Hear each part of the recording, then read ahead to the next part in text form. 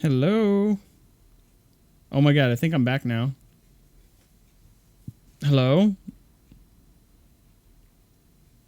Hello?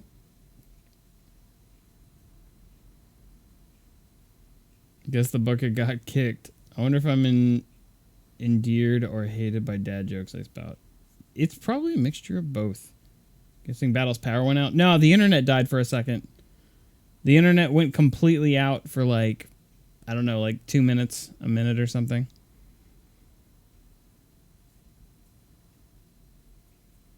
I'm back. Yeah, if you guys could let people in the chat know to refresh, I'm back. Can you guys tell them in the chat, please? Sorry about that. Yeah, I'm back. All right, cool. Thanks, chat. Yeah, sorry about that. Yeah, I was,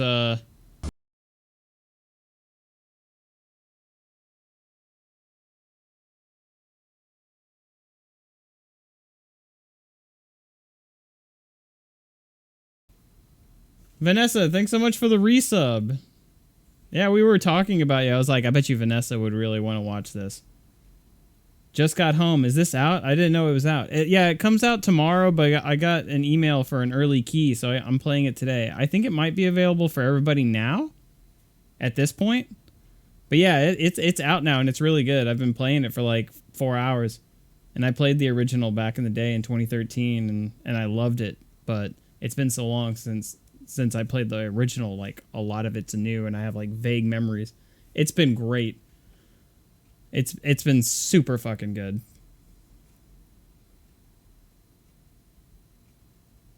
Well, shit. Yeah, see, we refreshed. The stream got refreshed, and then it just, like, the whole purpose of my internet going out for like 2 minutes was just so that I could come back, and then Vanessa Magic would get the notification that I'm live. See, everything in life, everything happens for a reason, right? Yeah. You're like, damn, man, the internet went out. That fucking sucks. You probably lost a lot of viewers and blah, blah, blah. I'm like, I may have lost maybe like 5 or 10 or however many viewers from my internet going out. But I got Vanessa Magic, right? So, it's fair trade, right? 10 lurkers for 1 Vanessa Magic. Easy. Easy trade. Easy trade. Alright, where are we going? My amazing bucket. Oh, I didn't read this yet. What is this?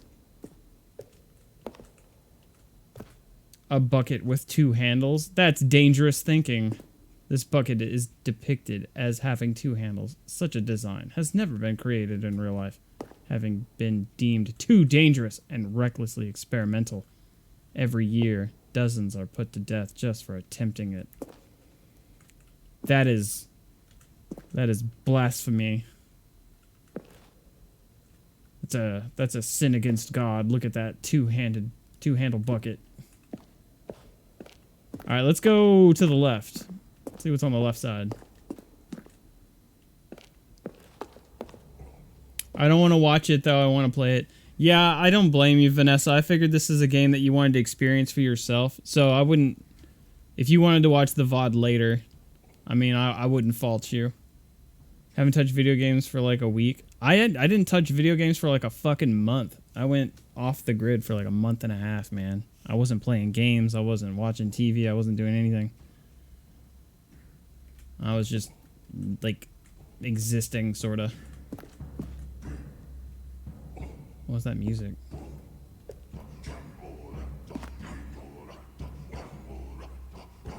Glad I'm still fucking alive. I mean, what is it to really be alive? I'm existing.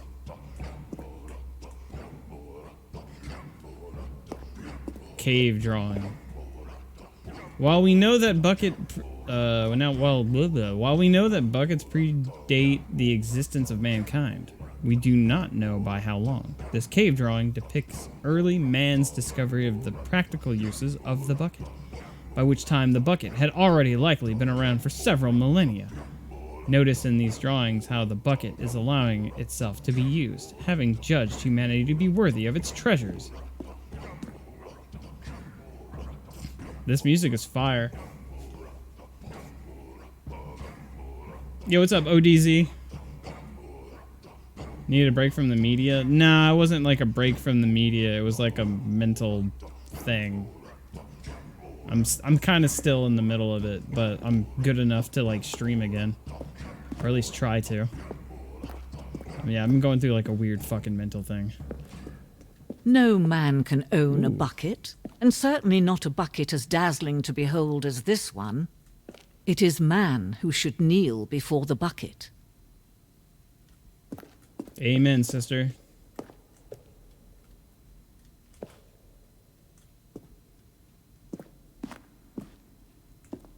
Bow before your bucket king. The hanging bucket. Damn, that's deep. I feel like this is probably mocking an actual art show that was in California. I have like no doubt. This piece symbolizes the necessary relationship between bucket and humanity. However clear our grasp of the bucket may be, there is yet more that is always out of reach. This distance, inevitability, is for our own good. Can I grab it? I'm gonna try to grab this bucket. Oh my god, is that an infinite hole? Oh shit. I'm gonna go for it. I'm going for it. Oh wait, I can't even fucking jump. I was gonna be ready to jump. Alright, whatever, fuck it.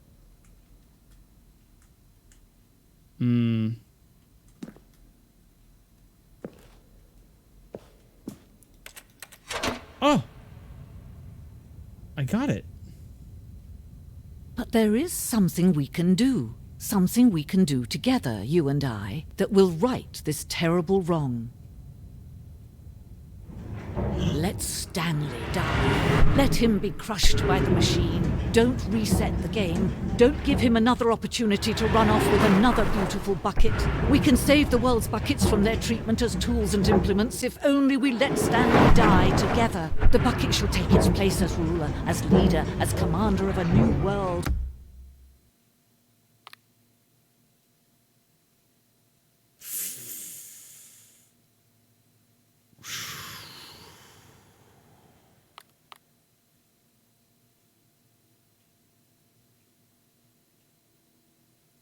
A new vision.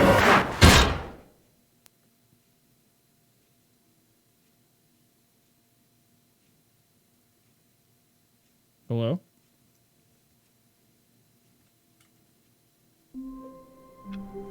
We're back. All of his co-workers were gone. What could it mean? Stanley decided to go to the meeting room. Perhaps he had simply missed a memo. Guys, it still has the stickers! The confusion and the chaos all seemed to melt away as Stanley embraced the bucket. Woo!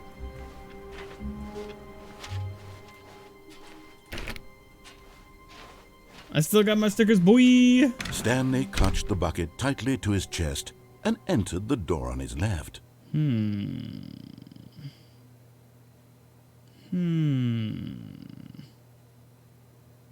Nope. This was not the correct way to the meeting room, but Stanley had felt the bucket calling to him, telling him that the employee lounge was simply the place to be. And here it was. Had the bucket turned out to be correct? Was this no? Never mind.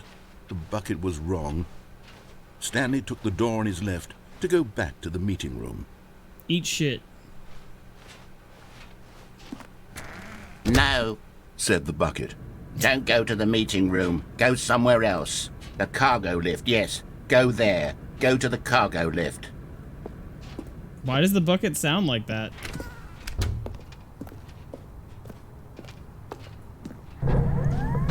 Good, Said the bucket.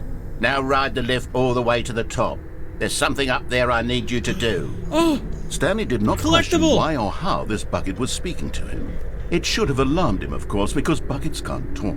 But Stanley chose not to think about this obvious fact. He was firmly convinced that the bucket had spoken to him, and he unthinkingly did whatever the bucket asked. Oh, can I? Oh, I could probably fall off over there, can I? Oh, I didn't think about that until just now. If I go back this way, I bet you I can fall off and then try to land on that walkway. Maybe that's how I get to that collectible over there. Huh. Hey, see you later, Kai. Sounds like a bucket to me. In here, said the bucket. Go into this dark room over here. Stanley once again obeyed blindly. There's nowhere else to go. Oh, that dark room. Okay.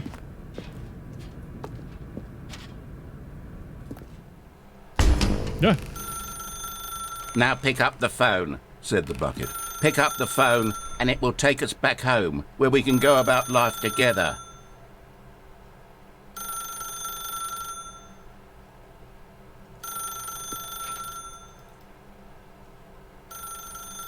That's a lot of cigarettes.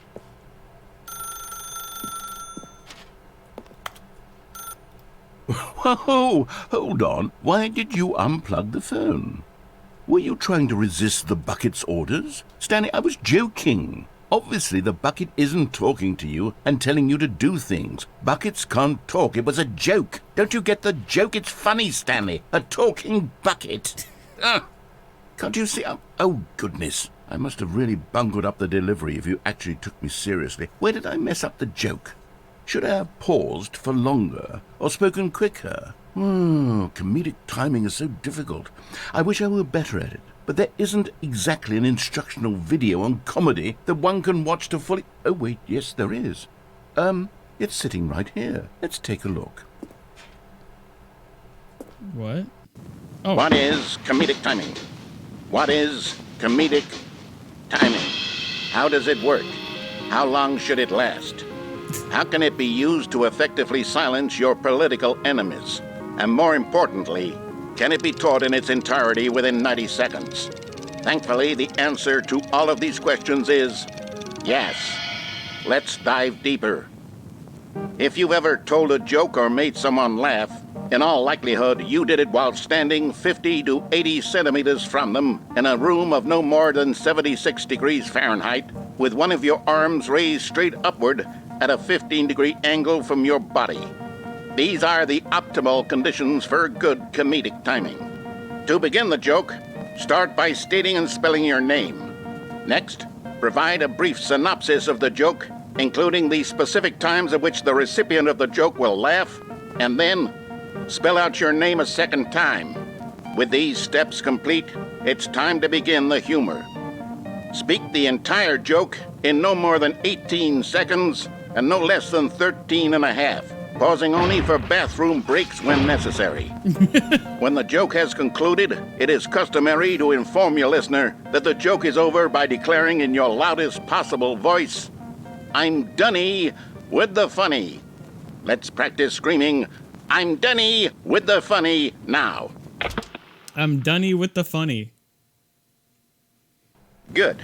This saying is a perfect example of expectations management, which is the cornerstone of good comedy. He's cross-eyed. Finally, it's time to hand out surveys. Collecting hard data from your audience on how rapt they were throughout the joke is the only way to grow or learn as a comedian. An effective survey should be no less than 10 pages long and should include the same question reprinted several times, just to ensure the survey taker is actually paying attention and not simply filling in answers at random. And that's all there is. With these strategies at your disposal, you'll have audiences doubled over in laughter and even tripled over in laughter in no time at all. Just remember to let them stop laughing at some point, you gut-busting little scamp.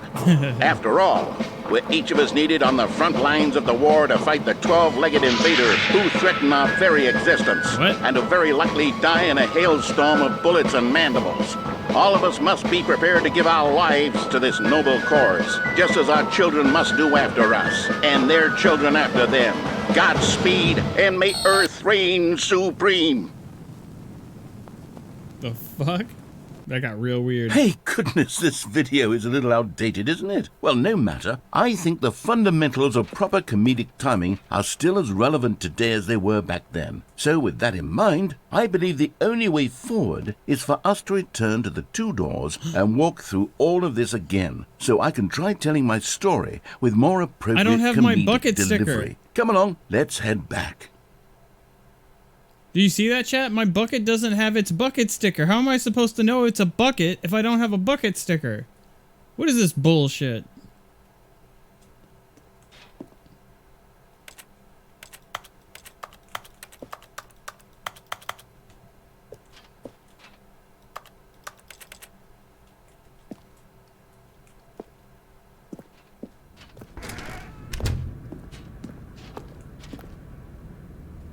Yeah, man. I don't know how I lost my bucket sticker.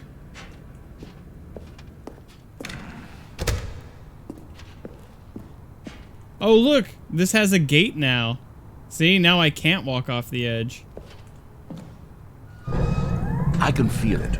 This time, I'm really going to nail the delivery. You'll be in stitches. A talking bucket, you'll say? How ridiculous. How absurd. What a hilarious concept. The king of comedy. That's what you'll call me. Thank goodness we had the instructional video. Otherwise, who knows where we'd be right now. Well, I wouldn't be the king of comedy, that's for sure. The bucket spoke to Stanley. The bucket spoke. The bucket spoke. Oh, I'll figure it out on the fly. No need to overthink things. Penalty for jumping off the cargo lift? Oh, this is clever, see? Dude, like, this whole thing is supposed to get, like, in case it wasn't obvious that you could jump off the cargo the first time you come over here, they wanted to, like, put it in your head. Do not jump from the cargo lift while it is in motion. Will cause death. When, you know, it's trying to, like, get you to stay on the course. Penalty for misuse of the cargo lift, 1,000. Penalty for jumping off the cargo lift, 5,000. Really clever. Wait, what's this? I need a card key?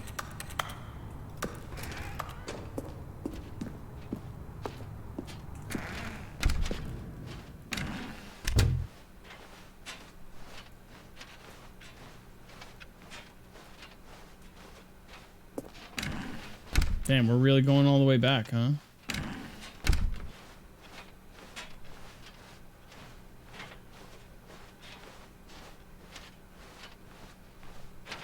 Here we go. You ready?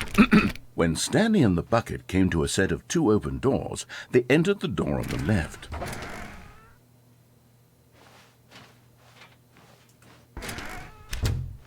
Whoa. Oh, that's fucking scary. What? We're back at the phone already? No. What's going on? There were supposed to be several rooms leading up to this.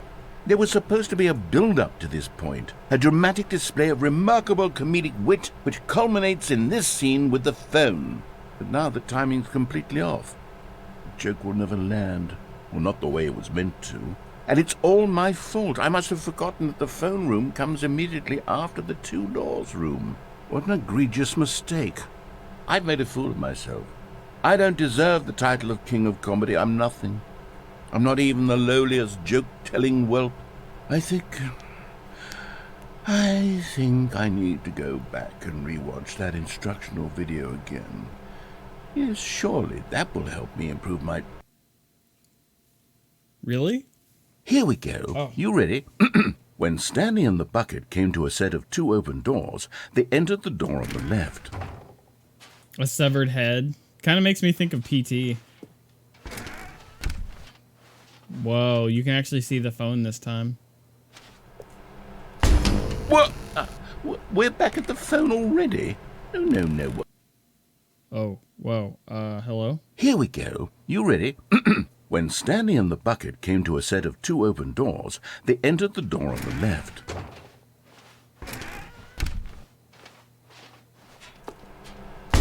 What? We're back at the phone already? No.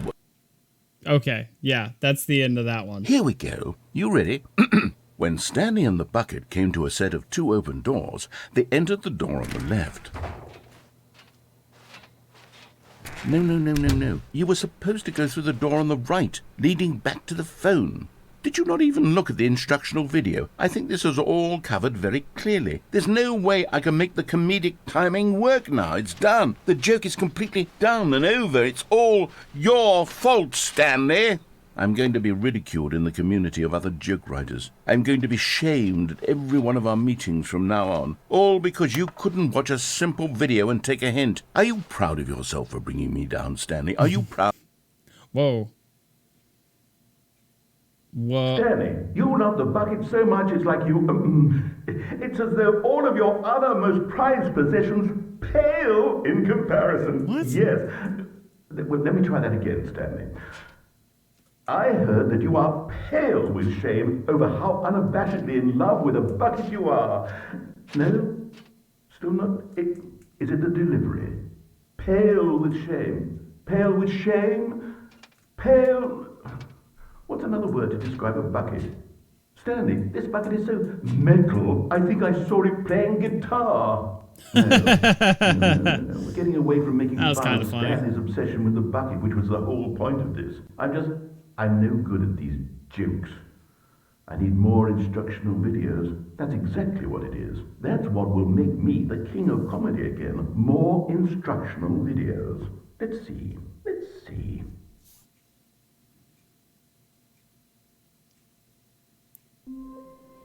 Okay, this is different. Bucket. Warmth spread through Stanley's The sticker's arms. back. With the bucket in his arms again, he was home. Yo, it's got the bucket sticker. Stanley clutched the bucket tightly to his chest and entered the door on his left. Eat shit, bitch. This was not the correct way to the meeting room, but Stanley had felt the bucket calling to him, telling him that the employee lounge was simply the place to be. And here it was. Had the bucket turned out to be correct? Well, no, never mind. The bucket was wrong. Stanley took the door on his left to go back to the meeting room. No, Said the bucket. don't go to the meeting room. Go somewhere else. The cargo lift, yes. Go there. Good. Said the bucket. Now ride the lift all the way to the top. There's something up there I need you to do. Stanley did not question why or how this bucket was speaking to him. It should have alarmed him, of course, because buckets can't talk. But Stanley chose not to think about this obvious fact. He was firmly convinced that the bucket had spoken to him, and he unthinkingly did whatever the bucket asked. I did it! I gotta get to that collectible, but how do I get over there? How many of the statues do I have? 2 of 6?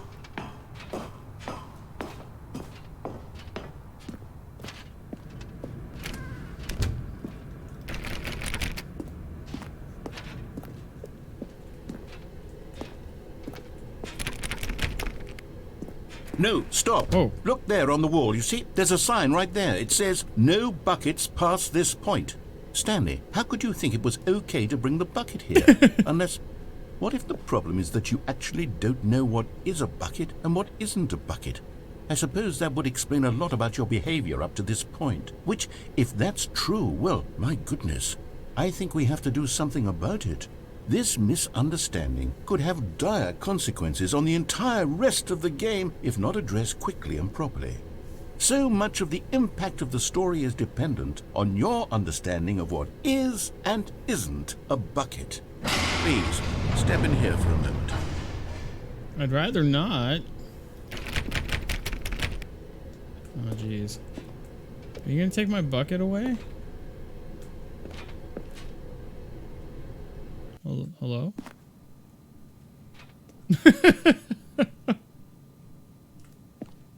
Now then, I'm going to run you through some test scenarios, and you'll tell me whether or not the thing I'm showing you is a bucket. Simple enough, right? This should tell us everything we'll ever need to know about what is or is not a bucket. Okay, let's begin. This looks like a VR chat world. Item 1. Is this a bucket? Yes. Incorrect. What? It is a hologram of a bucket, not an actual bucket.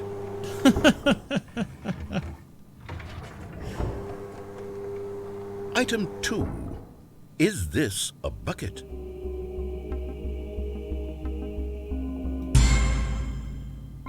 Correct. Yeah. It is a 3D printed recreation of a bucket, not an actual bucket. I'm a fucking genius.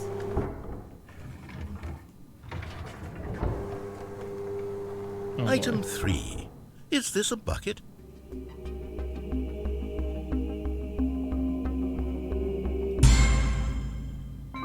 Correct. Hey! This is a bucket.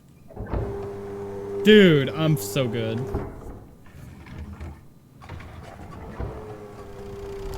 Item 4. Is this a bucket?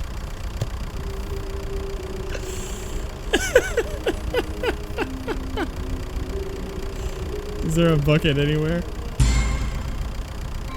Correct. This is a tractor and not a bucket. To be honest, I just sort of put this one in here as a gimme, but I was starting to get concerned that even this might be too much for you. Thank you for not making me look like an idiot. Okay, next one. Dude, I'm killing it. I'm killing it. Is this a bucket?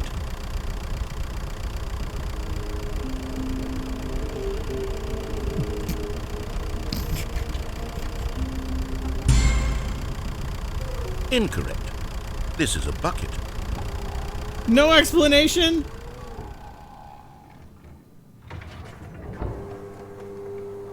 Item 6. Is this a bucket?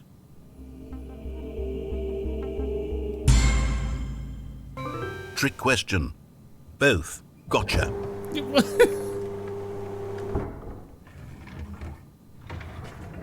Item... Wait, hold on. I can't find the next one. Let me see. It should be around here somewhere.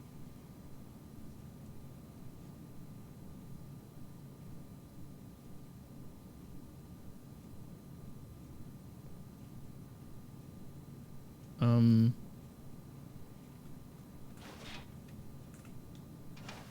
I get down? I don't think I can get down. You want me to click a button, don't you?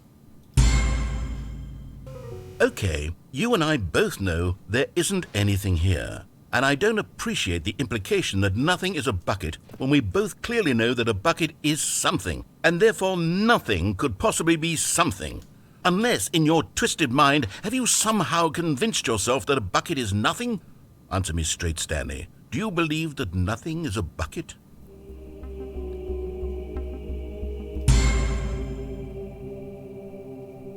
You know what?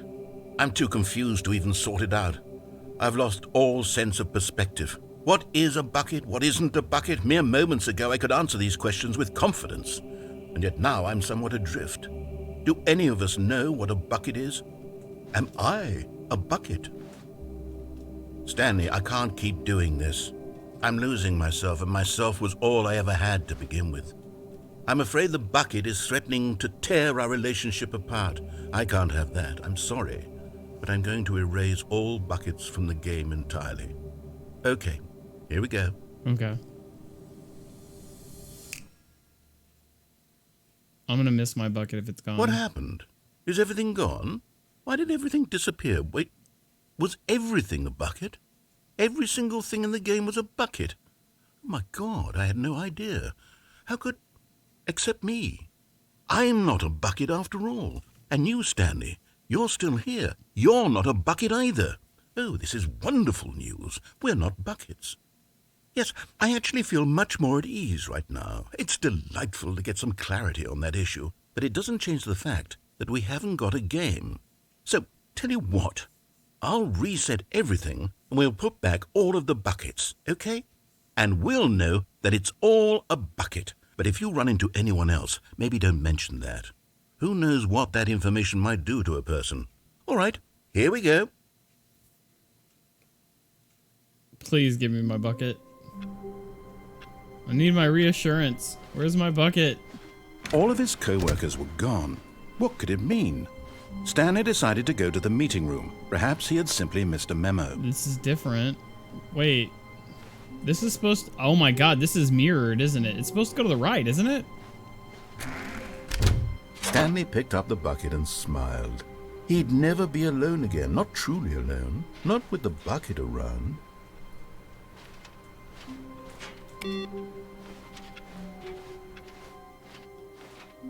All right, bucket. Let's make a move. Stanley clutched the bucket tightly to his chest and entered the door on his left. No, I didn't. This was not the correct way to the meeting room, but Stanley had felt the bucket calling to him, telling him that the employee lounge was simply the place to Battle be. bucket. And here it was. Had the bucket turned out to be correct? Was it? No, never mind. The bucket was wrong. Stanley took the door on his left to go back to the meeting room. No, Said the bucket. don't go to the meeting room. Go somewhere else. The Oh. cargo lift, yes. Check go out. there. Go to the cargo lift. Oh, it was that easy. Another miniature Stanley figurine. This, there really must be a snappier name for these things. What about mini-stands? Stanley figs? What about Stanlerines? Yes, I think I like that. Another Stanlerine under your belt. Stanlerine. Cool, man. It's so obvious now. There's just like a little ramp and you just go over there and fall down. I feel so dumb. I was like, how do I get over there? Where does this vent go?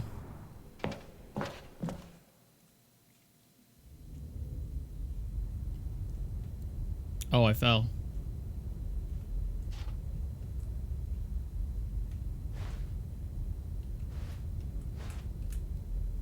Help. Help. The striped shirt savage is tearing off my arm. Ow. Beware the referee of pain. This game is fucking weird. In which we are introduced Winnie the Pooh and some bear, and the stories begin. What does that say? Public domain, baby? Is Winnie the Pooh in public domain right now? What does that say? This not? Check this out. Public domain, baby. Chapter 1, in which we are introduced to Winnie the Pooh and some bears. Or and some bees. Winnie the Pooh and some bees. And the stories begin. The print is really small. Here is Edward Bear coming downstairs now. Bump, bump, bump on back of his head. Behind Christopher Robin. It is as far as he knows the only way of coming downstairs, but sometimes he feels that there really is another way. If only he could stop bumping for a moment and think of it, and then he feels that perhaps there isn't. So anyhow, here he is at the bottom and ready to be introduced to you, Winnie the Pooh. When I first heard his name, I said just as you are going to say, but I thought he was a boy. So did I, said Christopher Robin. Then you can't call him Winnie. I don't. But you said he's Winnie the Pooh. Don't you know what that means? This is beyond me. I don't understand what this means. Yeah, Winnie the Pooh is public domain right now? OG Pooh? Pooh doesn't have the power of the mouse. When did Disney let go of Winnie the Pooh, and why? Wait a minute.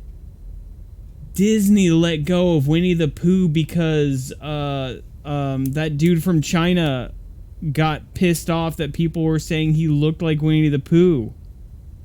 So did Disney let go of Winnie the Pooh for that reason? Because they were like, we're not going to do anything with Winnie the Pooh anymore because we can't get that China money?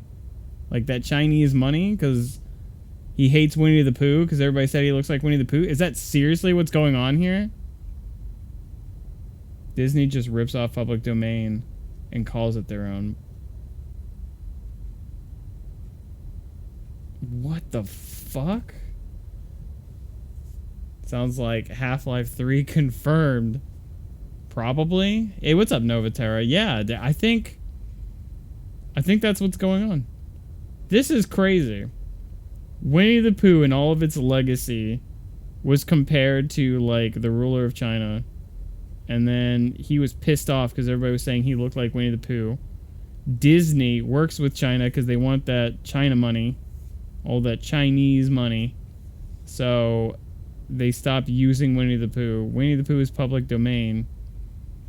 And then in a re-release or updated version or sequel to a game called Stanley Parable that was released in 2013 is re-released in 2022 and has a random piece of paper on the floor that people can find and read just because it's public domain, and then read Winnie the Pooh in this game.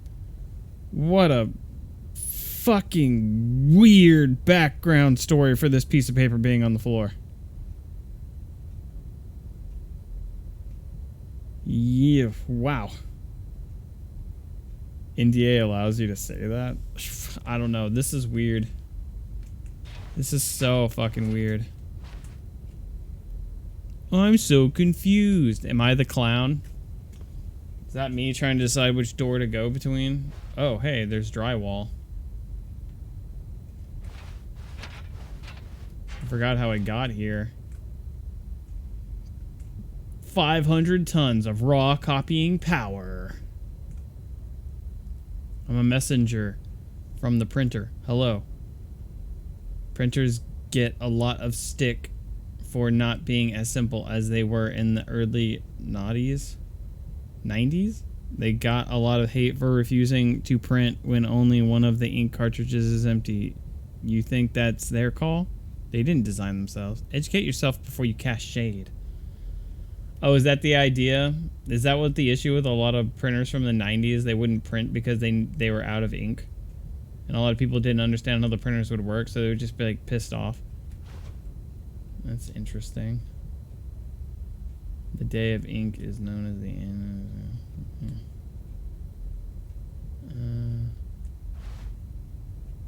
Ink is printer blood. That means every time you print a document, it is written in blood. Think on that. Printing is a blood sport.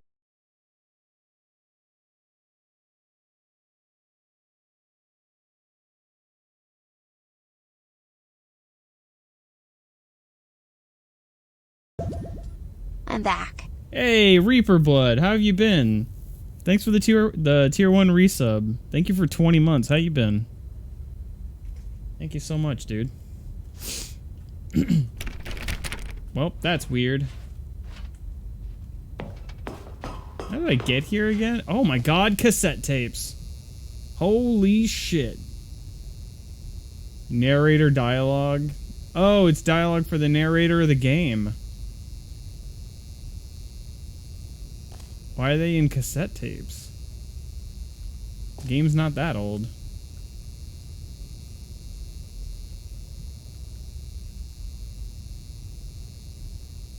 Huh.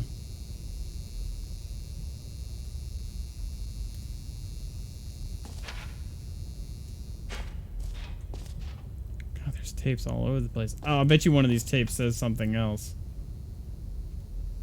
Yeah, one of them's got to say some other funny shit.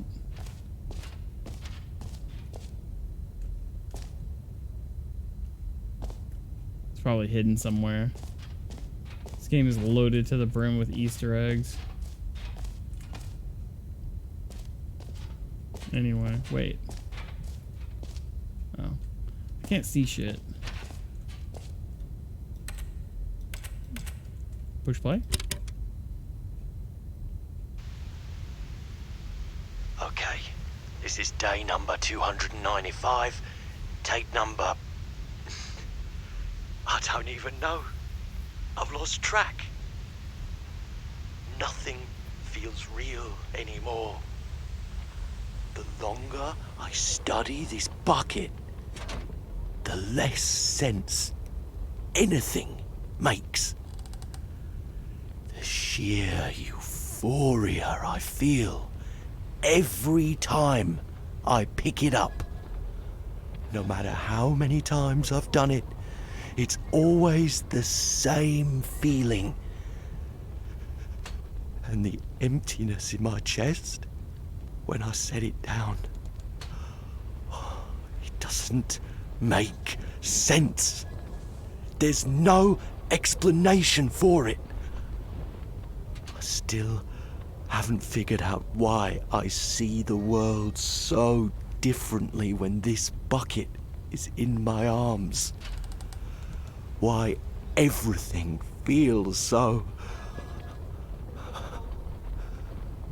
What do I do with this treasure? I can monetize it. Yes. It's unthinkable the amounts of money people will pay for even just an hour with the bucket. This is my golden ticket. But I have to be careful, because as soon as this gets out, there's going to be a target on my back.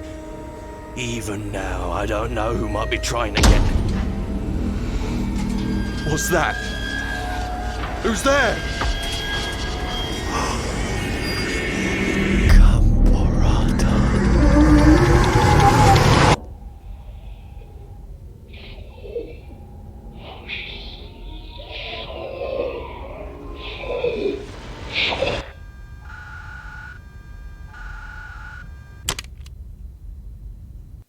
So that's what COVID was like during quarantine.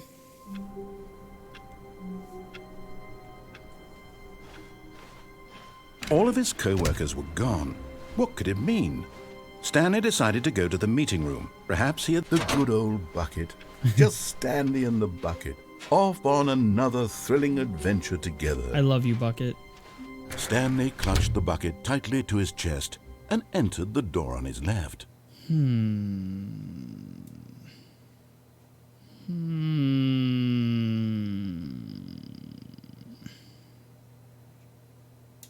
Or did I?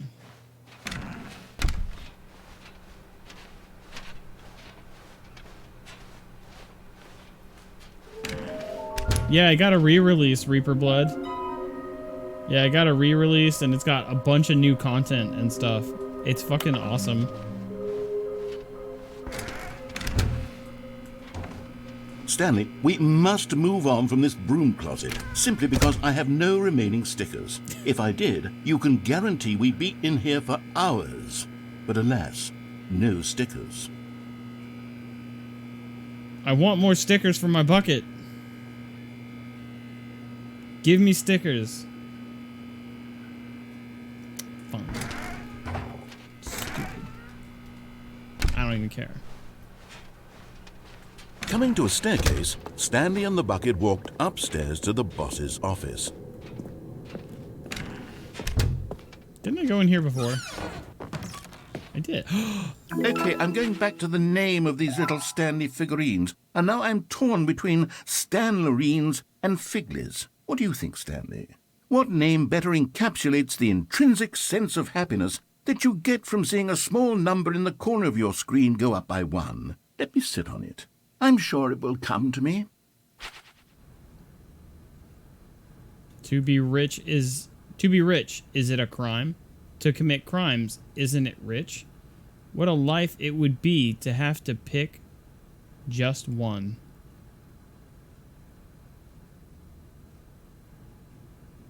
Well, to be rich, is it a crime? To commit crimes, isn't it rich? What a life it would be to have to pick just one.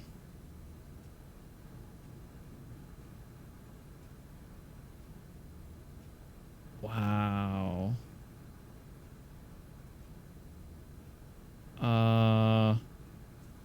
Is the idea that the rich get away with crime because they're rich? But the people that aren't rich that do crime, they don't get away with it, so their entire life is being locked up in like a prison cell for breaking the law? Oh my god. This game just kind of fucked me up for a second.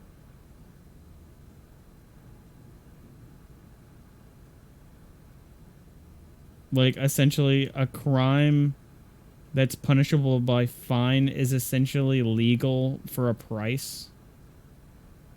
Is that essentially what this thing is saying to me right now?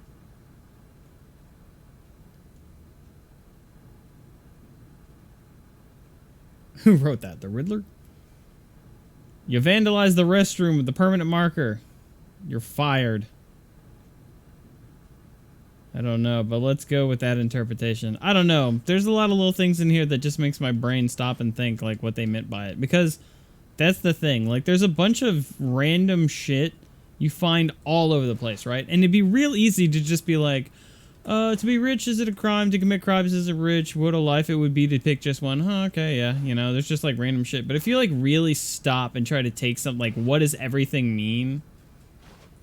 A lot of times it's either you probably just don't understand the reference or what it's trying to, like, tell you, or it's, you know, it's got some sort of deeper meaning, or I don't know, or maybe it's just random. I'm sitting here holding a fucking bucket with stickers on it. Who fucking knows? But, like, occasionally there's, like, something right here, and if you just take, like, a couple of seconds to think about what they wrote this on the wall for and what they at least mean by it, maybe there's just, like, little things that are supposed to make your brain stop and think for a second. And I don't know. That's the enjoyment I get out of this game. Or maybe it does. Maybe it's not even that deep. Maybe it's just fucking stupid, right? But it's like, it made me think. You know? I think that's the reason a lot of people don't usually like to stream games like this, is because they feel like they have to constantly be moving and talking and reacting. But I feel like it's better to just kind of like stop and like really take in your game. And like, oh, what's something written on the wall? What does it mean? What does it mean? What does it mean? Like, you go into a room in this video game and there's like poop on the wall. Whoa.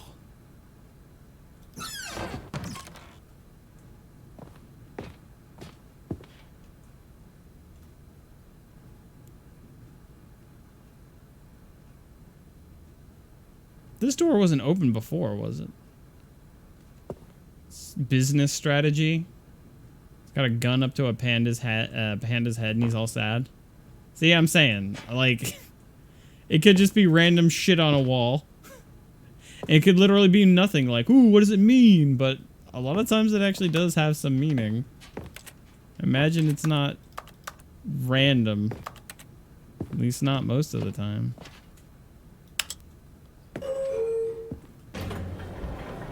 What does that say? I am the most expensive boss. Oh, you can go up or down. Do I go up or do I go down? What's it gonna be, chat? We going up or we going down? It might not even matter.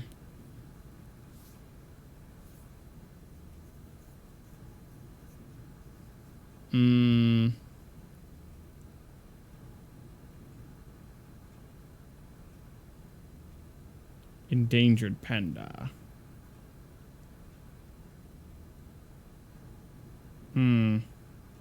Up, down. You going down, son? Yes. Down, down. We're going down, down, and we're swimming around. Swimming down, swinging. Be a number one with a bullet. A loaded gun complex. Cock it and pull it. We're going down, down. Down, down. Loaded gun complex. Cock it and pull it. Do, do, do, do, do.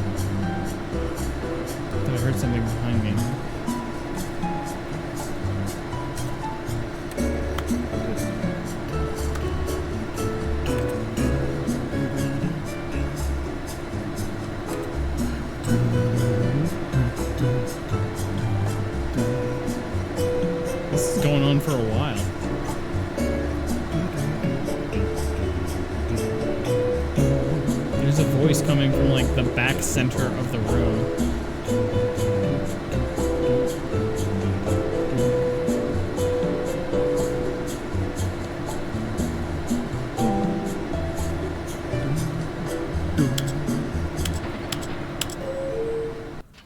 Oh.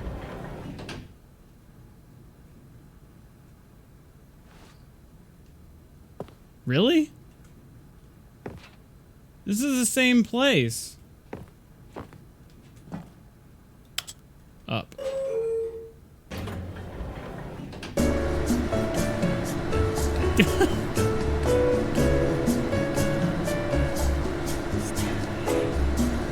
Stanley.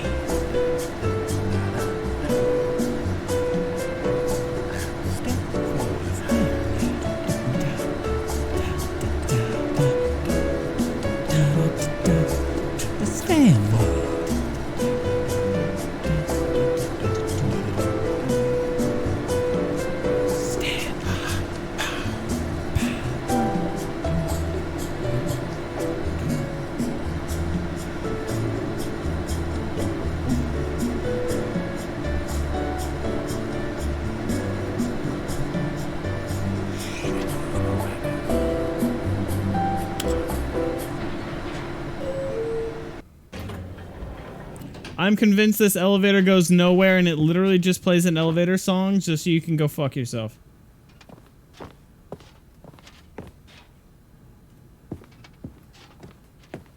Stepping into his manager's office, Stanley was once again stunned to discover not an indication of any human life.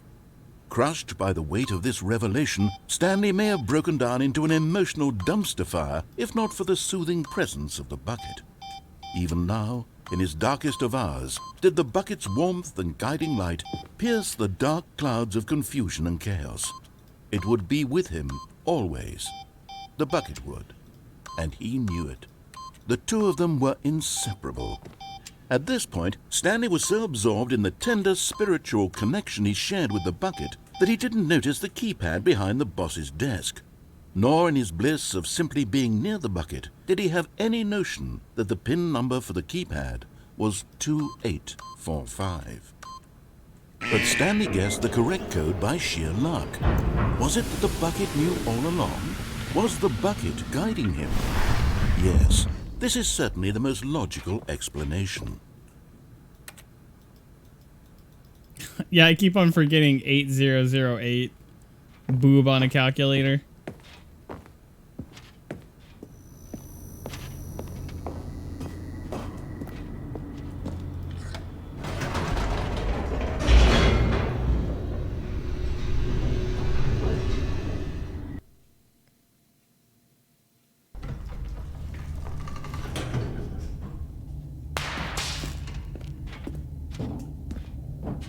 Stanley and the bucket walked straight ahead through the large door that read, Mind Control Facility.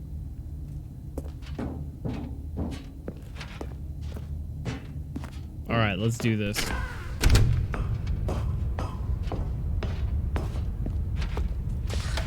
The lights rose on an enormous room packed with television screens. What horrible secret did this place hold? Stanley and the bucket both wondered to themselves. Yeah, me and the bucket. You know, I think I just realized the bucket represents chat. You guys are going along with me on this, and you give me reassurance. Chat has always been my bucket. To life, and Stanley nearly dropped the bucket in shock. Everyone in the office was being videotaped, monitored like guinea pigs. The bucket had never seen anything like this, and it very nearly burst into tears as Stanley cradled it gently, reassuring it that everything would be fine. Was the bucket under the mind control facility's influence as well? Had the bucket been told to do things it didn't wish to do? What kinds of things does a bucket want to do or not want to do in the first place? These questions raced furiously in Stanley's feeble mind. No! He screamed into the bucket. He couldn't accept it. His own life in someone else's control. Never! He squeezed the bucket tighter. His one friend in the entire world. At this point, he could trust no one except for the bucket. Me and the bucket for life. But here was the proof. The heart of the operation. Controls labeled with emotions, happy or sad or content. Walking, eating, working, all of it monitored and commanded from this very place. And as the cold reality of his past began to sink in, Stanley decided that this machinery would never again exert its terrible power over another human life. For he and the bucket would dismantle the controls for good. Two best friends, Stanley and the bucket, up against the world. They high-fived in a really cool way, and the bucket made a sassy comment about taking down the system. But at the last second, the bucket jumped in and pressed the button to turn on the controls. Stanley gasped in horror. Had this been the bucket's plan all along? To take over the machine and claim the power for itself? How could the bucket have betrayed him like this? Stanley was prepared to throw the bucket away in disgust when suddenly an image appeared upon the enormous screen. What? Birds. Silly birds. Silly birds. The control buttons became active again.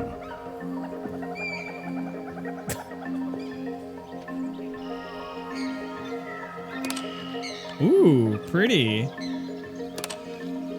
Stanley flipped through one video of silly birds after another, and then it dawned on him. This wasn't a mind control facility at all. It was a facility for monitoring and surveilling silly birds all over the world. The mind controls were only a facade to disguise its true intentions. Had the bucket known this all along? Stanley marveled at the metal genius in his hands, the one who had pointed him towards this incredible discovery. Stanley and the bucket never found freedom because they spent the rest of their lives here in this place, flipping through live streams of the silliest birds imaginable. Of all the possible paths his life could have taken, this one was surely the best. And Stanley was happy. I love you, silly birds. Silly birds for life. Oh, God. That's not what I expected to happen at all. YouTube cat videos. We did have like a section of the game in the Infinite Hole where there was like, you know, the kitties playing in the background. Cute cat videos. Stanley decided to go to the meeting room to check on his co-workers. He never functioned well by himself and constantly needed support and guidance from others. "Where are we going today?" the bucket asked. Stanley just smiled. Anywhere they went together would be perfectly fine with him. I am in love with this bucket and I will put my dick in it. Stanley clutched the bucket tightly to his chest and entered the door on it. This was not the correct way to the meeting room, but Stanley had felt the bucket calling to him, telling him that the employee lounge was simply the place to be. And here it was. Had the bucket turned out to be correct? No, never mind. The bucket was wrong. Stanley took the door on his left to go, and so the two of them detoured through the maintenance section and walked straight ahead to the opposite door. Or did we? Yeah, even the bucket's dialogue is good sick. Stanley, I'm glad you found your way here. I knew you'd find this place eventually. Whoa. The fuck? You see, your friends and I are concerned for you, Stanley. We've come together here because we care about you very much. It's this bucket you're carrying around everywhere. The bucket isn't even from the original Stanley Parable. It's just sequel content. We're the ones that matter, Stanley. Classic characters from the first game, like the Adventure Line and the Broom Closet. TM. Because that's what fans want from a sequel. They want more of their favorite jokes, not this bucket that they've never seen before. Yes, I know I'm the one who gave you the bucket, but you're spending too much time with it. Don't you want another story involving the Adventure Line? We could make the Adventure Line go somewhere new. Yes, yes, that's what the fans want. Let's do it. Oh my god, the Adventure Line TM. Trademarked Adventure Line. Oh my god, the Broom Closet oh my god, the Broom Closet is here. I love you, Broom Closet. Mwah. Oh my god, it even fucking opens. Get the fuck out of here.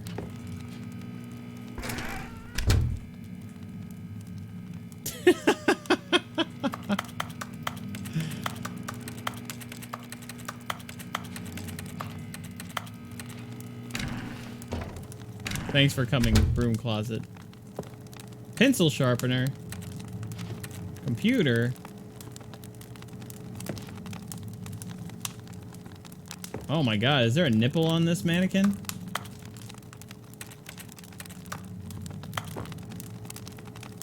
What's up, baby?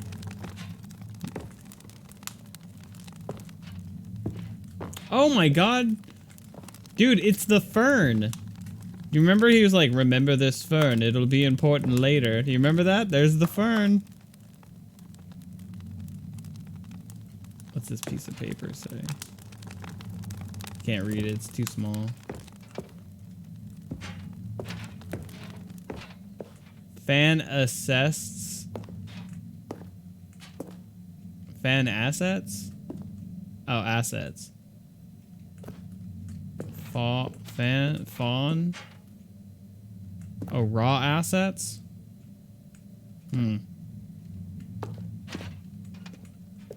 Alright, adventure line, take me to some fucking adventure. Whee! Look at that wacky line. Who knows where it'll go off to next? Oh, and it played some silly music as well.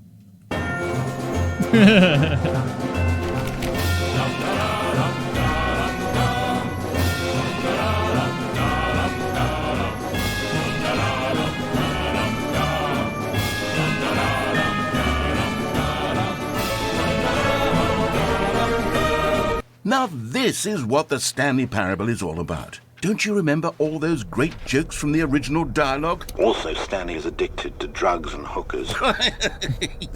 It's as classic now as it was back then. Let's do it for the fans, Stanley. Let's give them more content exactly like this.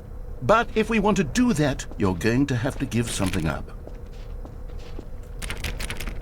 I have to give something up? Oh, they want me to get rid of my bucket, don't they? Well, you guys can eat shit. The bucket stays.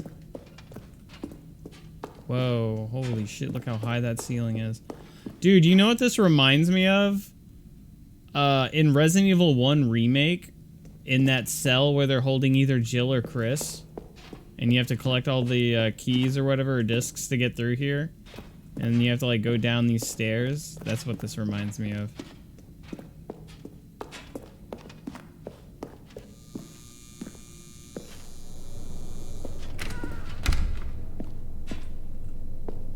Don't you get it, Stanley? We need to get rid of the bucket. No. That's why I'm very proud to introduce a brand new character. This is the Bucket Destroyer. Whoa. I think it'll make a wonderful new addition to the rich lore of the Stanley Parable. True, it also was not in the original game, but it's such a well-fleshed-out character with so much personality that to me it already feels as though it's been part of the cast all along. Don't you agree? No. Can you guess what the Bucket Destroyer does? Surely you don't need me to spell it out for you. Go ahead now, Stanley. Say goodbye to the bucket, and then pop it into the machine when you're ready.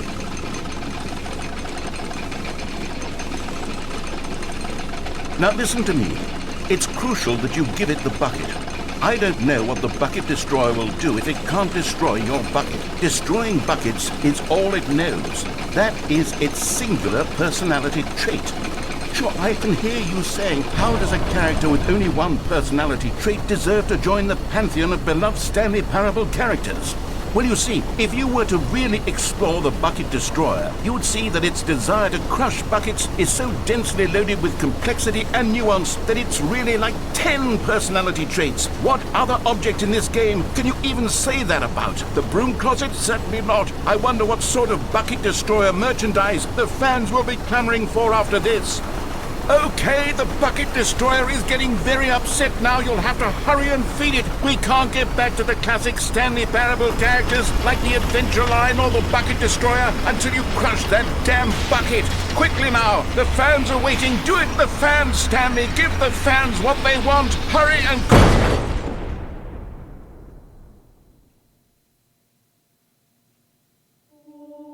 wanted my companion cube, and I said I would die before I would give up my companion cube. Bucket Destroyer, my prized creation.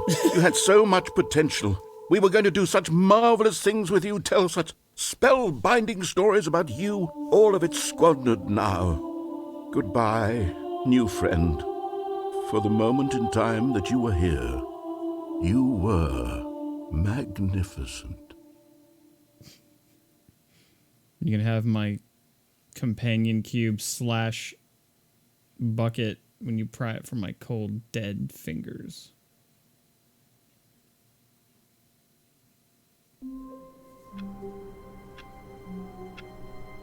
Alright, let's go.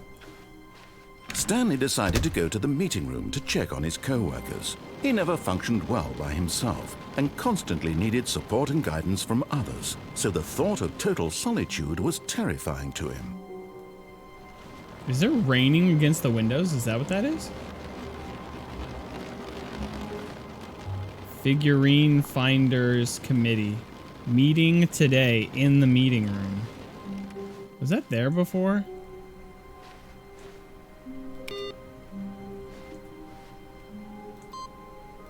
Oh, input read received. Whoa. Dude, I don't know how I'm doing that. Maybe it's for multiple playthroughs. I need to come over here and click on this and I can only do it once per reset.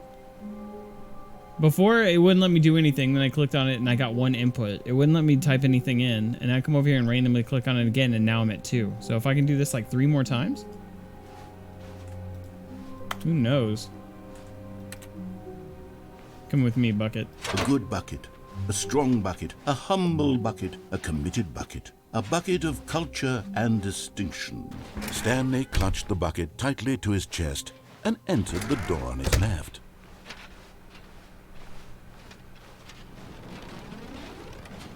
Oh, I had to go to the right the other time.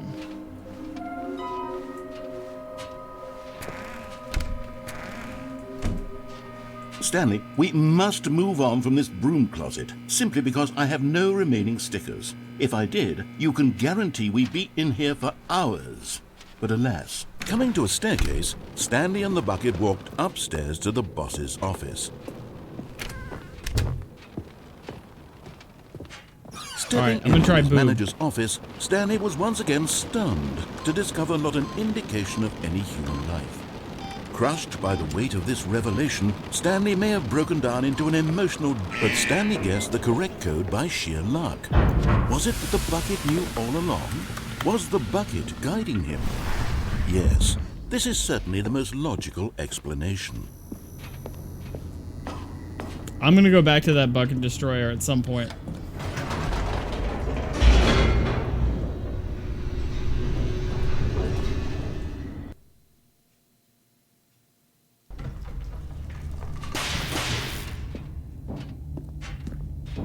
Stanley and the bucket walked straight ahead through the large door that read, Mind Control Facility.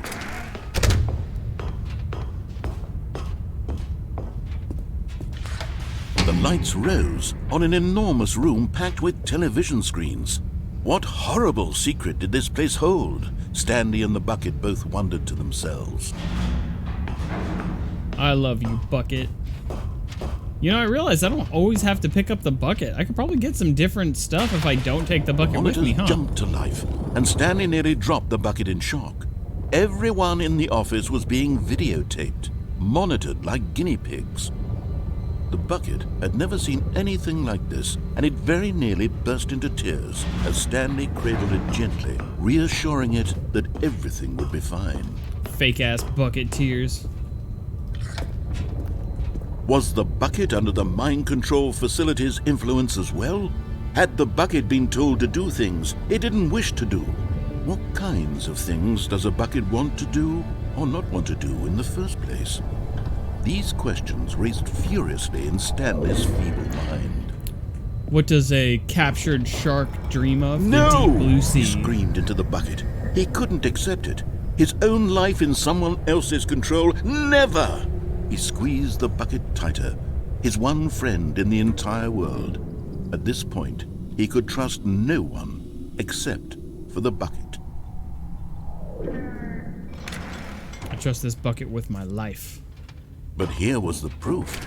The heart of the operation. Controls labeled with emotions. Happy, or sad, or content. Walking, eating, working, all of it monitored and commanded from this very place.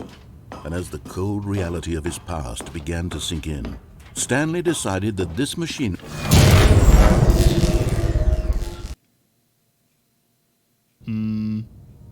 Stanley and the bucket waited in blackness. Was it over? Yes, they had done it. Stanley and the bucket had defeated their greatest and darkest enemy, freed themselves from the tyrannical grip of the evil mind control machine. Freedom was now mere moments away. Excitedly, the two of them began to discuss the kind of life they wanted to live once they stepped through this massive door. The bucket wanted to learn to roller skate. Stanley wanted to sneeze in every country on Earth. Both of them wanted to begin watching a movie, any movie, but then stop it halfway through and begin watching it in reverse from the end. True, it was a simple life they envisioned, but it was one they'd lived together, with one another to lean on, to trust, to support, and to... What? Uh-oh. What? Wait. What was happening?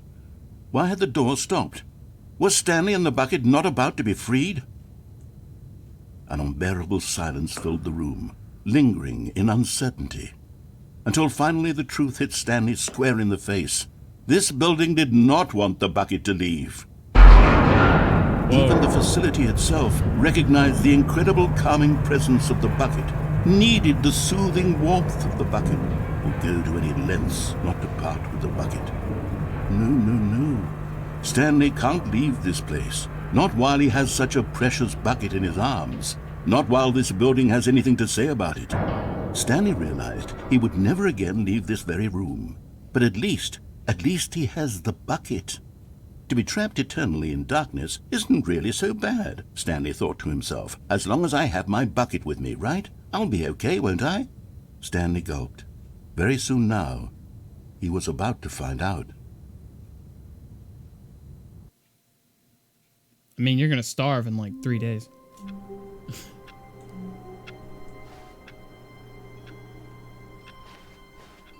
The meeting room. Yes, that's where everyone would be.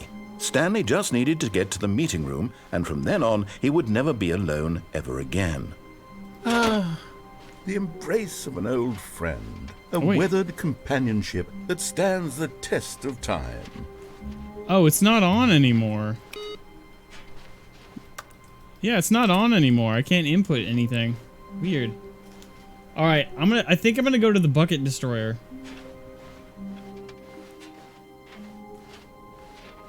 I think the sequel pales in comparison. Into his chest and entered the door on his left. This was not the correct way to the meeting room, but Stanley had felt the bucket calling to him, telling him that the employee lounge was simply the place to be. And here it was. Had the bucket turned out to be correct? No, never mind. The bucket was wrong. Stanley took the door on his left to go back, and so the two of them detoured through the maintenance section and walked straight ahead to the opposite door.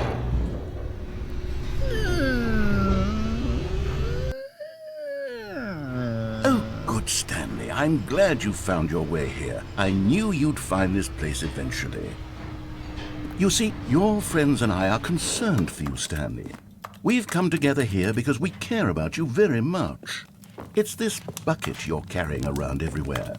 The bucket isn't even from the original Stanley Parable. It's just sequel content. We're the ones that matter, Stanley. Classic characters from the first game, like the Adventure Line and the Broom Closet. Because that's what fans want from a sequel. They want more of their favorite jokes, not this bucket that they've never seen before.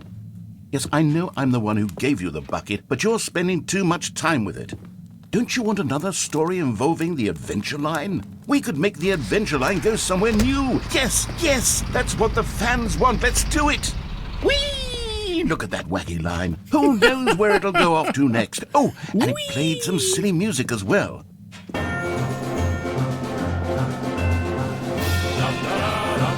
Now this is what the Stanley Parable is all about. Don't you remember all those great jokes from the original dialogue? Also, Stanley is addicted to drugs and hookers.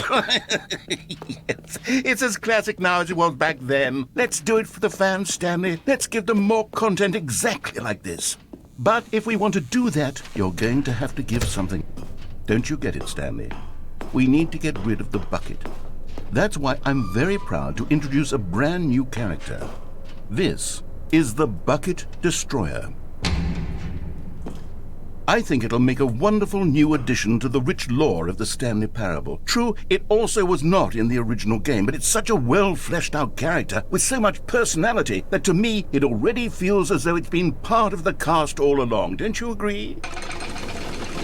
I do realize that less than 10-15 minutes ago I said I'd never give up the bucket. You don't need me to spell it out for you. But you guys weren't paying attention when I said that, Say goodbye to right? the bucket, and then pop it into the machine when you're ready. Oh my god, it won't let me. Now listen to me. It's crucial that you give it the bucket. I don't know what the Bucket Destroyer will do if it can't destroy Oh my your god, bucket. it doesn't let me. Destroying buckets is all it knows. That is its singular personality trait. Sure, I can hear you saying, how does a character with only one personality trait deserve to join the pantheon of beloved Stanley Parable characters? Well, you see, if you were to really explore the Bucket Destroyer, you would see that its desire to crush buckets is so densely loaded with complexity and nuance that it's really like 10 personality traits. What other object in this game can you even say that about? The broom closet? Certainly not. I wonder what sort of Bucket Destroyer merchandise the fans will be clamoring for after this.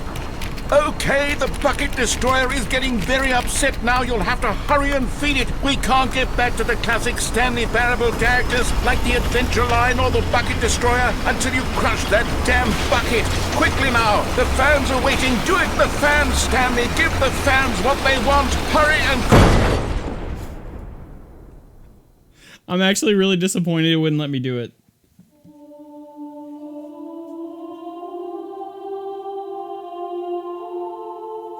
Bucket Destroyer, my prized creation.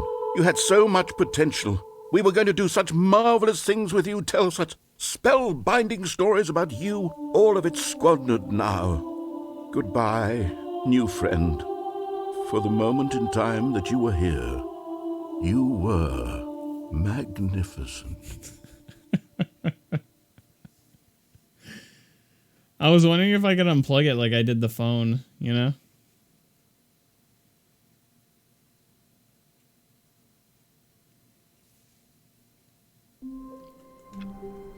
What if I didn't? Even now, Stanley's office was a distant memory. What did it look like? There was a computer, perhaps, and a painting. Was it a painting or a photo? He could no longer recall.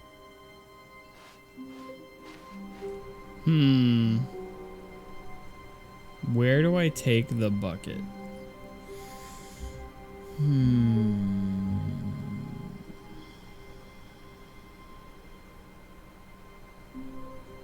Where have you not been, Bucket? What sights have you not seen?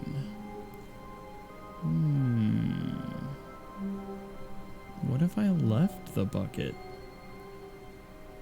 Dare I leave the bucket? Should I leave the bucket?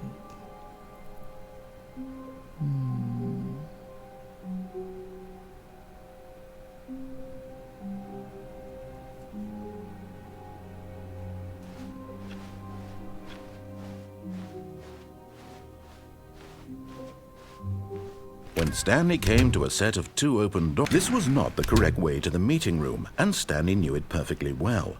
Perhaps he wanted to stop by the employee lounge first, just to admire it. It was okay. But eager to get back to business, Stanley took the first open door on his left. It was okay. Stanley was so bad at following directions, it's incredible he wasn't fired years ago. Look, Stanley, I think perhaps we've gotten off on the wrong foot here. I'm not your enemy, really, I'm not. I realize that investing your trust in someone else can be difficult, but the fact is that the story has been about nothing but you all this time. There's someone you've been neglecting, Stanley. Someone Really? I was in the middle of something. Do you have zero consideration for others? Are you that convinced that I want something bad to happen to you? Why, I don't know how to convince you of this, but I really do want to help you, to show you something beautiful. Look, let me prove it. Let me prove that I'm on your side. Give me a chance. Give me a chance. This is your one chance.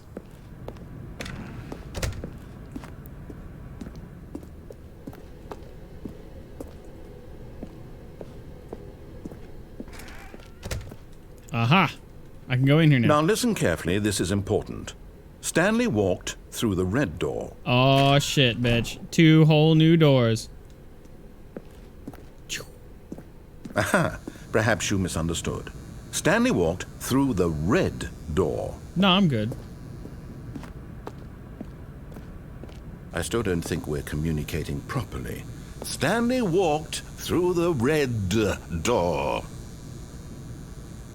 Oh hey, blue door. Oh hey, big Zam. Fine, go ahead, Stanley. You want to know so badly what's out there? You want to find out what lies at the end of this road you've chosen? Well, don't let me stop you. You see? There's nothing here. I haven't even finished building this section of the map because you were never supposed to be here in the first place. Broken rooms, exposed developer textures. Is this what you had wanted? Was it worth ruining the entire story I had written out specifically for you? Do you not think I put a lot of time into that? Because I did. And in the end, it was all for nothing. Because this is what you wanted to see. Help me here, Stanley. Help elucidate these strange and unknowable desires of yours. What would have made this game better? What did you want to see? Vehicles? Skill trees? Work with me. You've given me absolutely nothing so far. Tell you what. Let me take a stab in the dark at a new design, and you can give me some feedback. There we go. A third option. Ooh. This already feels leaps ahead of where we were before. Go ahead, Stanley. Take it for a spin.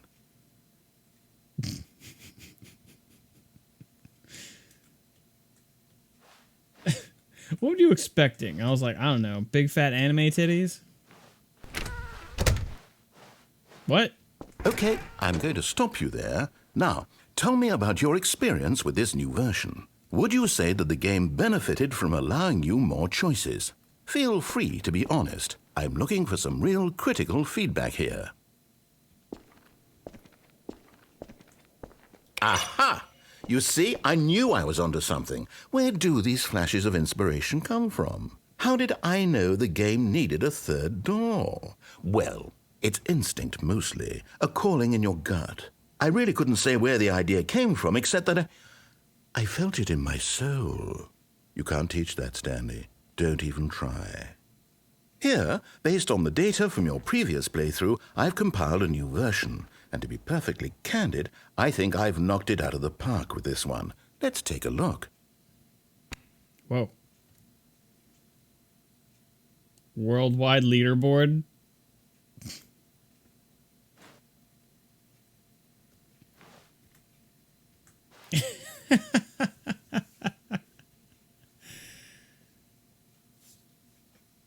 Where am I? Oh, Stanley. This is you. You're offline. You're at the bottom. You suck. You're trash. Get good. Let's go through this one then. Oh. Now, would you say that competitive leaderboard helped you feel motivated to keep walking through doors? Again, honest answers, please. Eh. Hey, I nearly forgot. I've got a prototype of a new game I've been working on, and now would be a lovely opportunity to give it some playtesting. You wouldn't mind taking a look at it, would you? Perfect. Let me boot it up. Oh, okay. In this game, the baby crawls left towards danger. You click the button to move him back to the right, and if he reaches the fire, you fail. It's a very meaningful game, all about the desperation and tedium of endlessly confronting the demands of family life. I think the art world will really take notice. But of course, the message of the game only becomes clear once you've been playing it for about 4 hours. So why don't you give it 4 hours of play to make sure it's effective? Be sure to keep notes on your experience. Okay. Fuck babies. You heartless bastard. Did you do it because you hate babies or purely to spite me? Both. Because if it's the latter, well, I don't know what to do. I'm completely out of ideas. I can't think of a single thing that might improve the experience for me. I'm not even going to try. I'm out. I'm done. It's over. Thank you for playing. Your input was extremely valuable. Oh, hey, since my game was so awful, why don't we play someone else's game, just to ease the pain? Let's see. What do we have here? Yes, this seems like it'll work. Let's give it a shot. What? Aha! Fascinating. Oh my What do god. you think this game is about, Stanley? What's our backstory? What is our motivation? Well, it seems obvious to me that you are meant to play as a creepy man spying on innocent civilians below you from up high in your creep tower, perhaps for some sort of twisted erotic purpose. Yes, that must be it. What a fascinating venture into the experience of total mental depravity. So far, I love everything about this game, Stanley, and it seems there's even more. Come, let's venture outward and see what else is out there. Oh shit. This is Firewatch, right? Is that what it's called? No. Yeah. I forget. It's Fire something, right? Is it? What is it called? Oh man, it was Fire. It was like everybody was playing it at one point, right? Yeah, Firewatch. Okay, I thought so.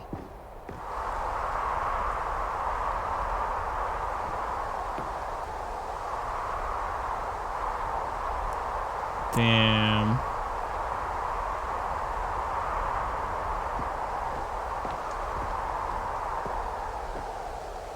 Wow, there's a generator down there. Jacksepticeye played this years ago. It was well received and like well reviewed, right? I think I remember something about the developers getting like pissing a lot of people off because they joined in on hating like some YouTuber like JonTron or somebody for something that they said, so then they started like flagging their old YouTube video contents for copyright because it had their game, and just really overstepping their boundaries as like developers, right? Wasn't that what happened with this game? Something like that. It was JonTron? Okay, yeah, I remember it right then. Yeah, JonTron said some like really racy shit about fucking numbers and like based on criminal rates, and it was like offensive shit or something like that, and everybody was super pissed off at JonTron, and the developers of Firewatch decided to jump in on it and be like, yeah, fuck JonTron, and we're gonna flag all of his videos and we're gonna do this and do that. But then there was backlash because everyone's like, dude, shut the fuck up. You shouldn't be copyright claiming people's videos for monetization. That's spiteful. I mean, they're super old videos anyway, so it's like they wouldn't even really care. It just makes you look like dicks, and that they're like virtue signaling or like being self-righteous. And then everybody got all fucking mad or something, and then like some other YouTubers like retaliated as well, and a lot of people stopped playing their. I don't know. There was all this drama behind this game. I never got around to playing it. I bought it forever ago, like years ago. And I was like, oh, this will be fun to play one day. And I just haven't done it. I really should, though.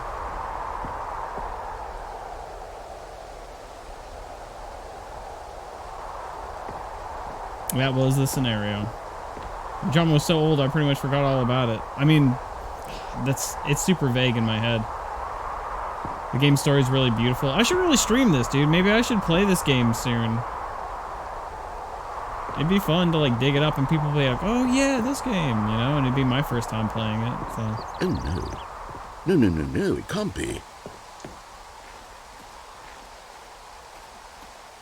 It is. It's an open world game. Good God, quickly block it off. Whoa. Oh, thank goodness, Stanley. What a close call. You nearly wandered off into that thing. That big, open, just wandering around. No right or wrong directions. No path to follow. You can just go in any... Oh, thank heavens we avoided it.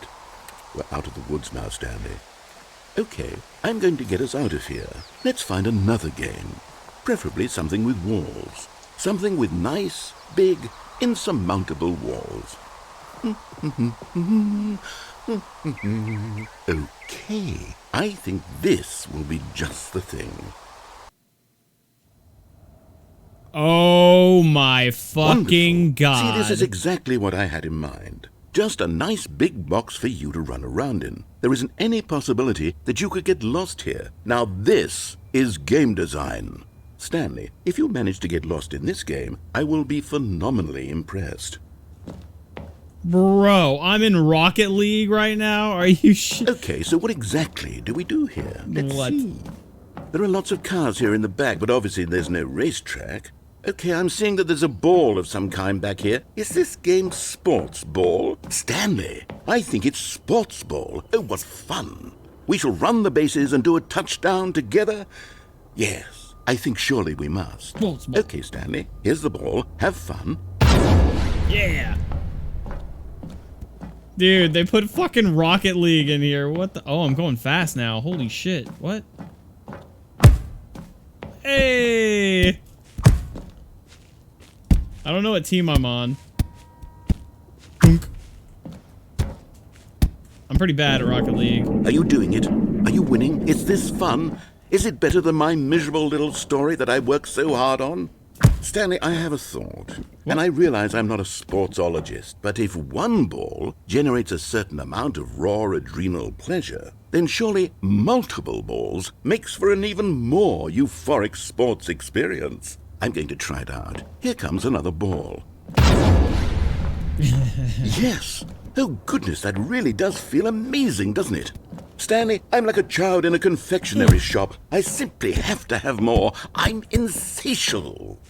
More balls! More balls!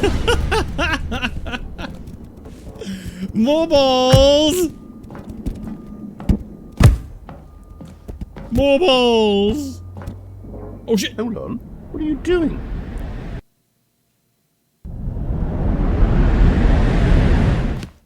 Stanley, don't do that. I can't follow you there. I can't help you. How will you write a story without me? You can't do it. You know that. Stanley, come back. You still have so much. Uh-oh.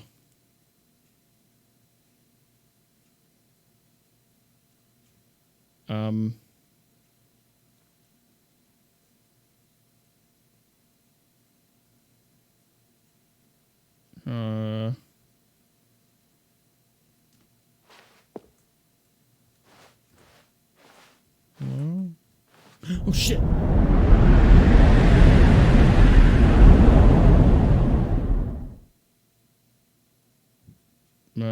Oh no, I don't like this. Looks like some Silent Hill shit. Uh-oh. Nah, man, this looks like Silent Hill 4. I don't really fuck with this at all. No, I've never played Danganronpa, but I have the games. I just never played them.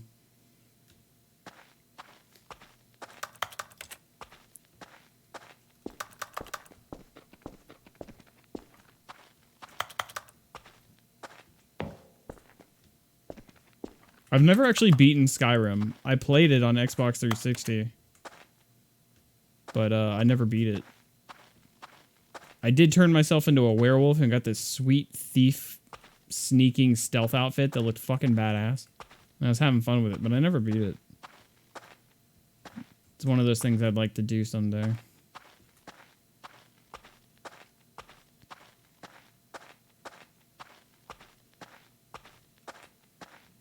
Oh, hang on. Oh, dude, this is my office, right?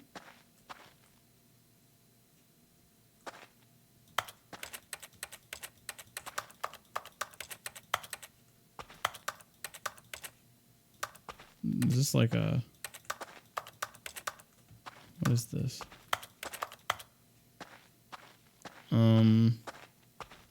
Oh, okay, the game just went black. I wonder what he found. If what he wanted was to be the leading man in his own story, well, perhaps he's gotten it.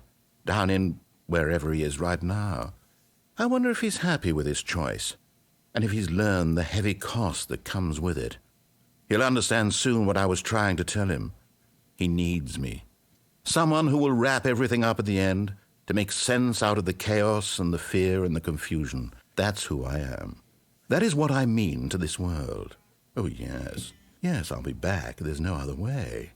Once this ends, after it all comes to a close, then I'll be back. The end will be here soon. Very soon. Very soon. I can wait.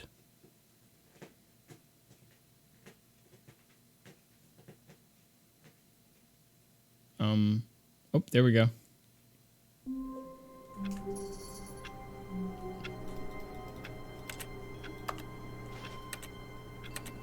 Oh, there's my pencil sharpener. Well, that was fucking interesting. All of his co-workers were gone. What could it mean? Stanley decided to go to the meeting room. Perhaps he had simply missed a memo. I think I exhausted all of my bucketness. When Stanley came to a set of 2 open doors, this was not the correct way to the meeting room, and Stanley knew it perfectly well. Perhaps he wanted to stop by the employee lounge first, just to admire it. It was okay. It was okay. But eager to He get just back to quoted business, Kevin Spacey. Stanley took the first open door on his left. Stanley was so bad at following directions, it's incredible he wasn't fired years ago. I haven't found all of the statues either. Where are those? Stanley had now gotten himself so far off the beaten path that it seemed the office had begun from so far off the beaten path that it seemed the office had begun from so far off the beaten path that it seemed the office had begun from so far off the beaten path that it seemed the office had begun from so far off the beaten path that it seemed the office had begun from so far off the beaten path that it seemed the office had begun from so far off the beaten path. You didn't think I was actually just a recording, did you? What a silly and trite explanation that would be. All the back and forth between you and me, all the absurd adventures we've been through, and it all turns out I'm just a tape recording? It was all just in Stanley's head. I bet that's the kind of twist you think is revelatory. I bet each and every time you watch a movie where it turns out all to be in the main character's imagination, you must absolutely bolt off the couch in pure shock at the phenomenal and intricate storytelling. It must be so simple to be you. Life being an unending waterfall of surprises and delights. How much more exciting you must find the world than the rest of us do.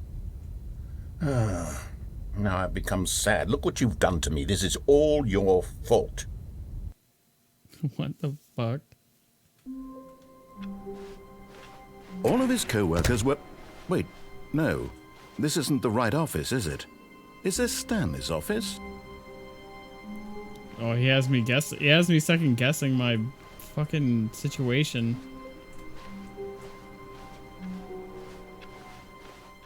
I hate that trope sometimes. Yeah, I mean, when it's done well, it's like memorable and everybody Stanley loves came it, to a set right? of 2 open doors. This was not the correct way to the meeting room, and Stanley knew it perfectly well.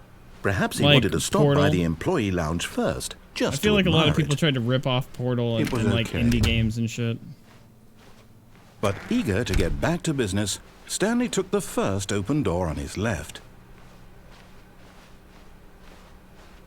Stanley was so bad at following directions, it's incredible he wasn't fired years ago. Whirlwind Look, Black. Stanley, I think perhaps we've gotten off on the wrong foot here. I'm not your enemy, really, I'm not.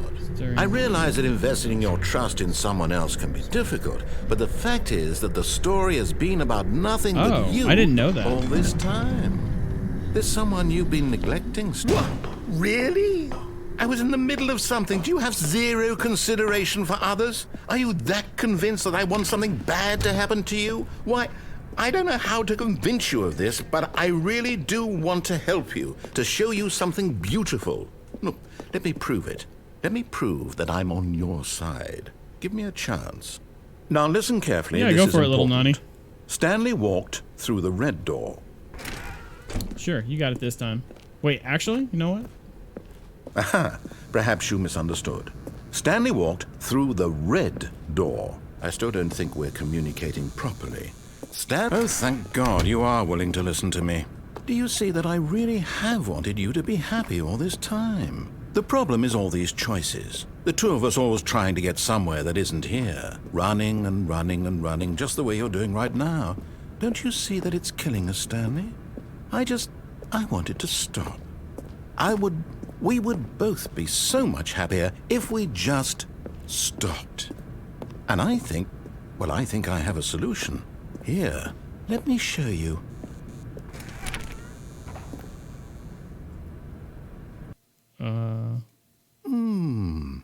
What do we want? What are we looking for?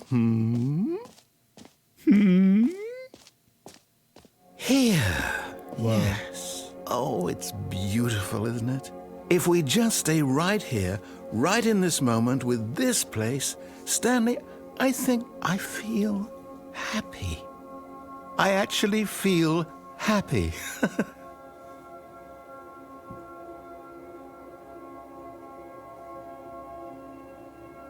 I feel like I gotta go, like, smoke some weed real quick.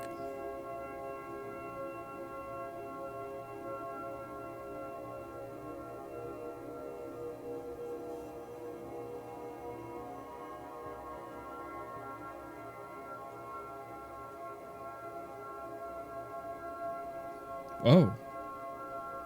It's the space butthole.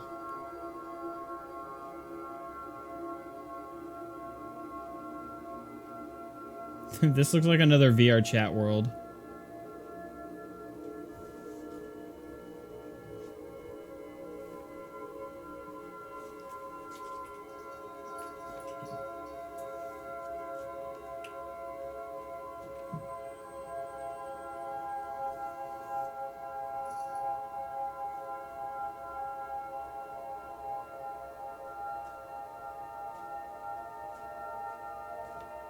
Is there anything else here? No, wait. Where are you going?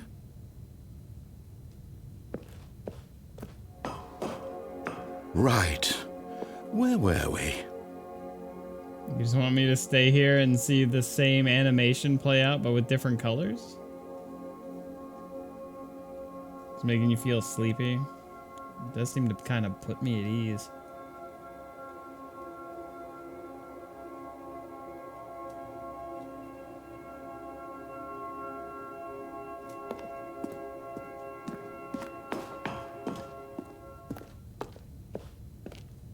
I'm good. Oh no. Stay away from those stairs. If you hurt yourself, if you die, the game will reset. We'll lose all of this. Yeah, I don't think so. Please, no, Stanley, let me stay here. Don't take this from me. Oh. Please, Stanley, think about what you're doing. Oh my god, this is to kill myself?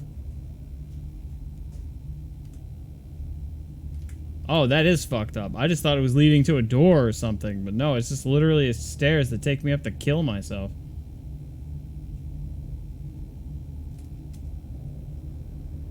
Goodbye, chat. No! Oh, thank God you lived. You had me worried. No, what are you doing, Stanley? Please, I'm asking you not to take this away from me. I can't go back to what I was before. If you die, we'll both go back. Why are you doing this?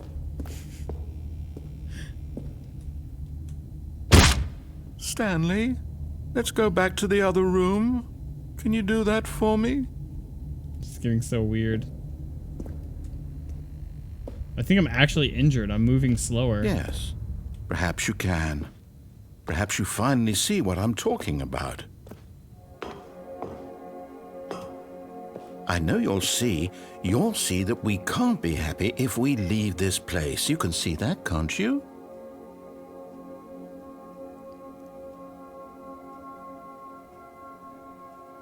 Pretty. But I'm also bored. I think I'll kill myself. What is it to be alive? Just staring at lights? Perhaps not. Oh, look how slow I am, dude. Holy shit, I am slow. I guess it doesn't help that my legs are probably broken. One more go at the death stairs. My God. Is this really how much you dislike my game? That you'll throw yourself from this platform over and over to be rid of it? You are literally willing to kill yourself to keep me from being happy. Am I reading the situation correctly? I'm gonna do it scuba diver style. Here we go. Or maybe you're just getting a kick out of it. I don't know anymore. I just wanted us to get along. But I guess that was too much to ask. It looks like you wanted to make a choice after all. Well, this one is yours. I may live for you, but I die for me.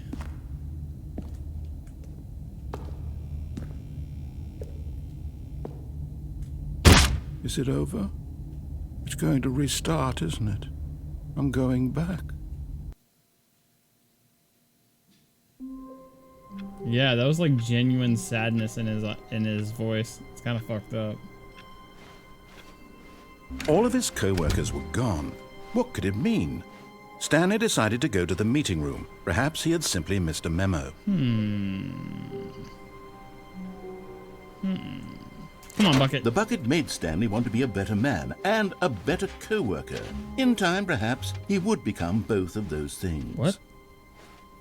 Hold on. Is this... Where? Wait a minute. This is different.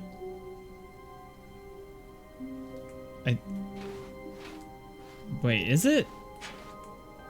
Oh yeah, this is different. Where the fuck am I?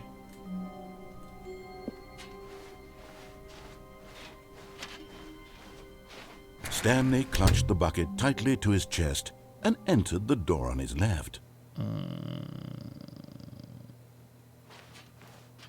This was not the correct way to the meeting room, but Stanley had felt the bucket calling to him, telling him that the employee lounge was simply the place to be. And here it was. Had the bucket turned out to be correct? No, never mind.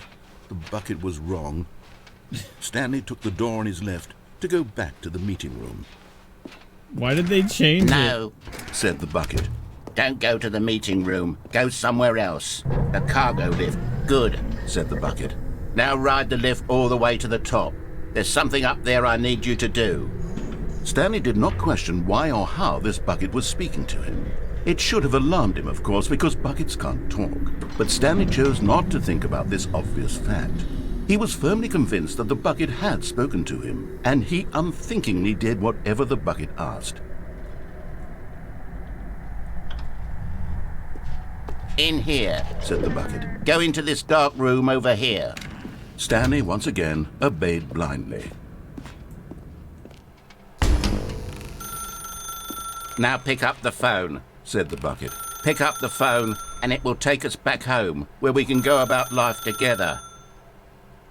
Yeah, I get PT vibes as well, but this is this came out before PT.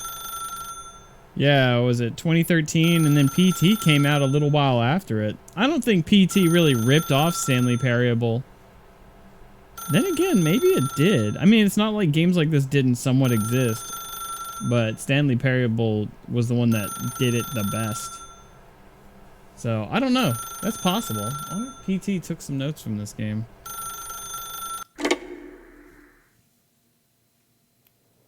This is the sad story of a man named Stanley and his bucket. Uh-oh. Once upon a time, I gave Stanley a bucket because I thought he was lonely and could use a friend. And then, very distressingly, he began to believe the bucket could speak to him.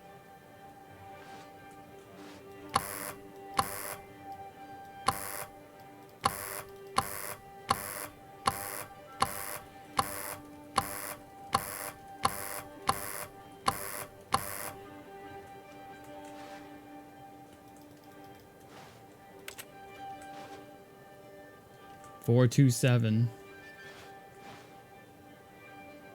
That's a bucket.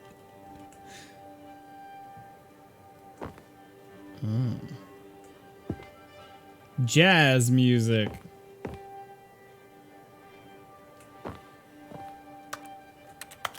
TV, soundbar. Oh, my bucket. Hello, Stanley. It's me, your bucket. Press R to take me to work with you. I don't think I can do anything else.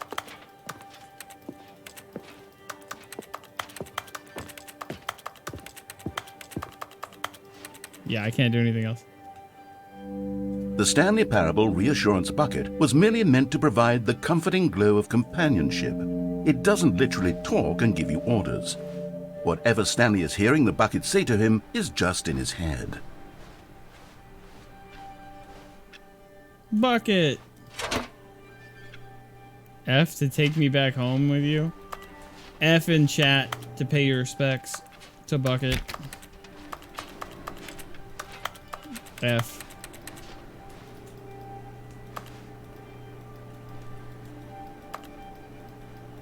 I can't shut that off.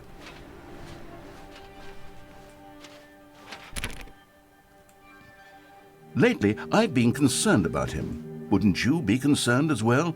To see him delusional like this, obsessing over an inanimate metal object? I want to say something to him, but I don't know how I can convince him. I don't know if he'll listen to me. We married our Bucket. You're just jealous you don't have somebody.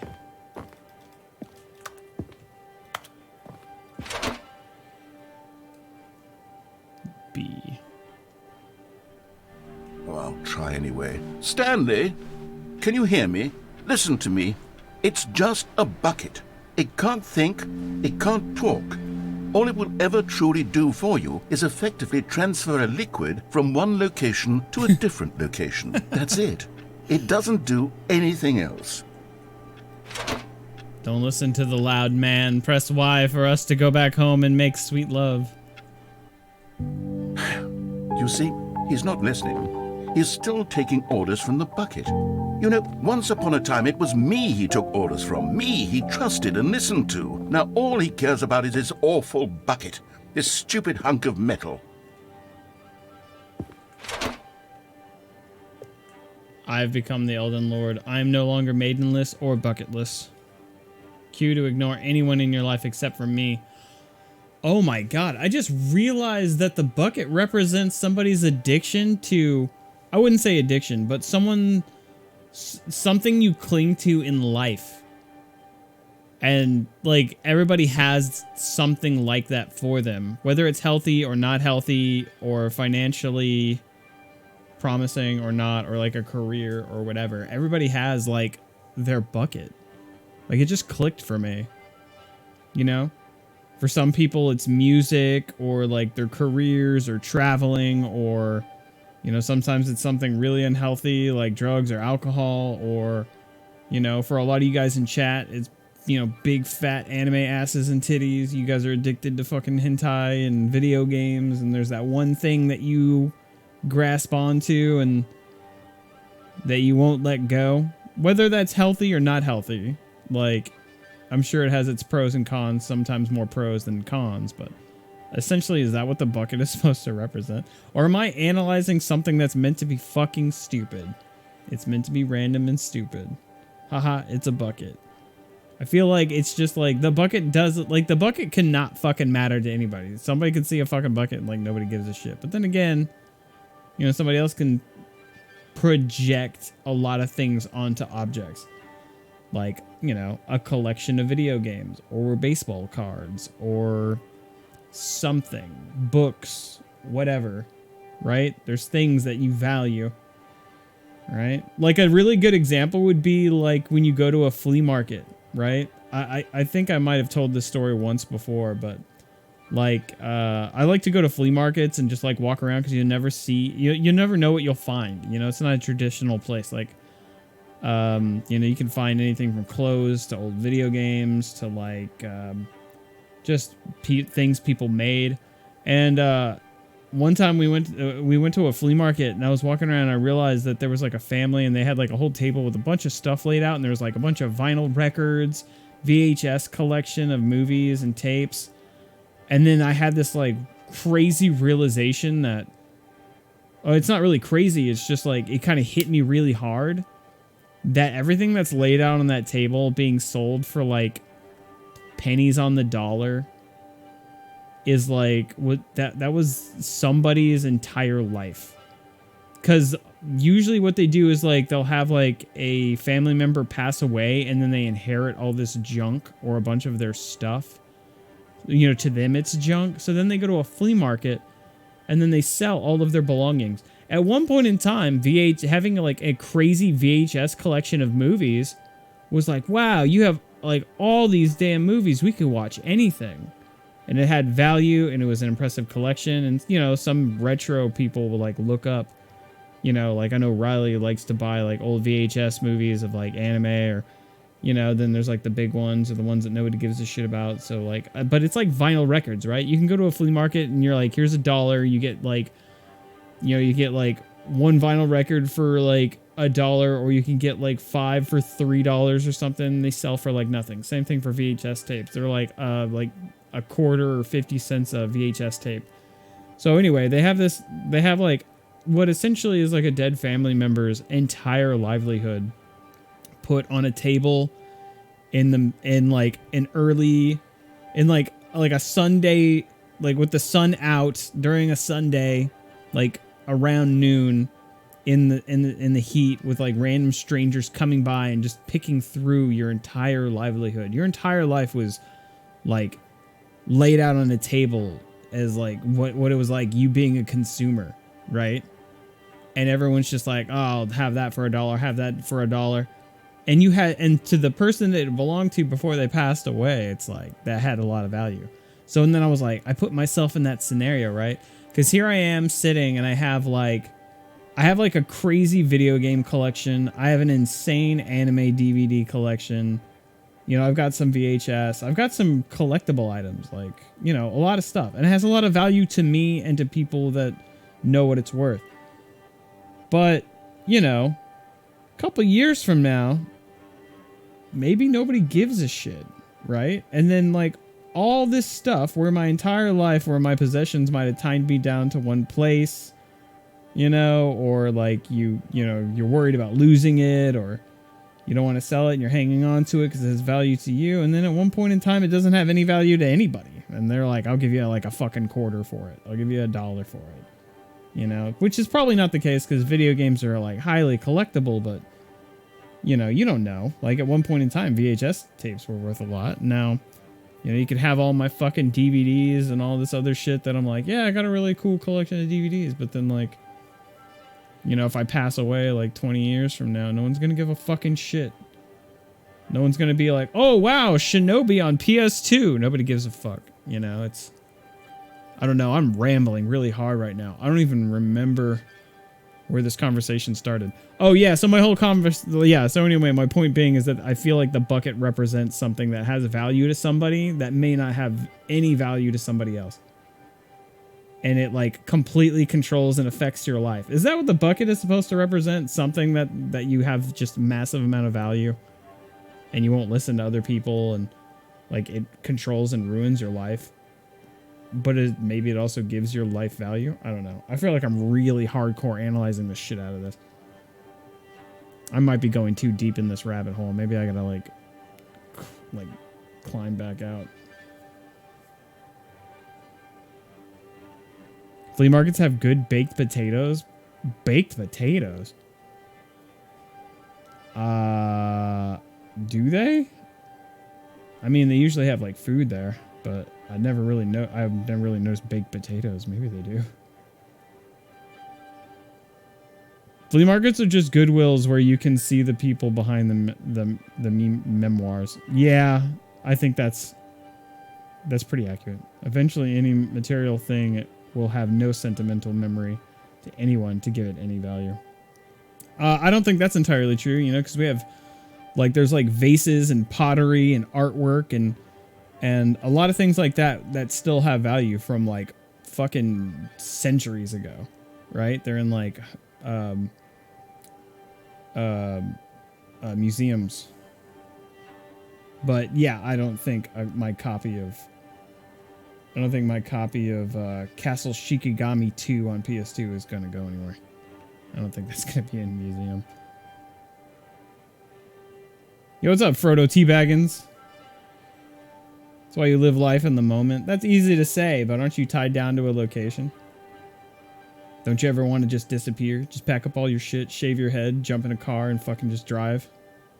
Don't tell anybody where you're going. Don't answer your phone. Just fucking go somewhere. See where you end up. Only you can value something that is worth more than anything, but to others, it may not be valued to them. Yeah. That's just a theory. Okay. There's one flavor I used to go to had a really good video game section with like dozens of retro shit, and they got rid of it out of nowhere. I don't know. A lot of flea markets are starting to realize that their video game stuff actually does have more value than they originally thought. Like, I went into a flea market, and if they didn't specialize in retro video games, they just happened to have stuff. Like, they had a shit ton of Dreamcast games that were like, a lot of them were like complete with the games and the cases and everything. And they were like, $1 a game. And I'm like, holy shit. And I got like Virtual On, like Virtua Fighter. I got a bunch of, like, I already had copies of some of these games too, but I was like, for $1? Hell yeah. So I picked up a bunch of them, right? But then you go to the other retro sections of the flea market, and they're like, yeah, Star Fox 64, without the box and everything, it's gonna be like 60, 80 bucks. You're like, all right. That's way higher than the market value, but whatever. Like, you obviously don't know what you have. You just put numbers on shit.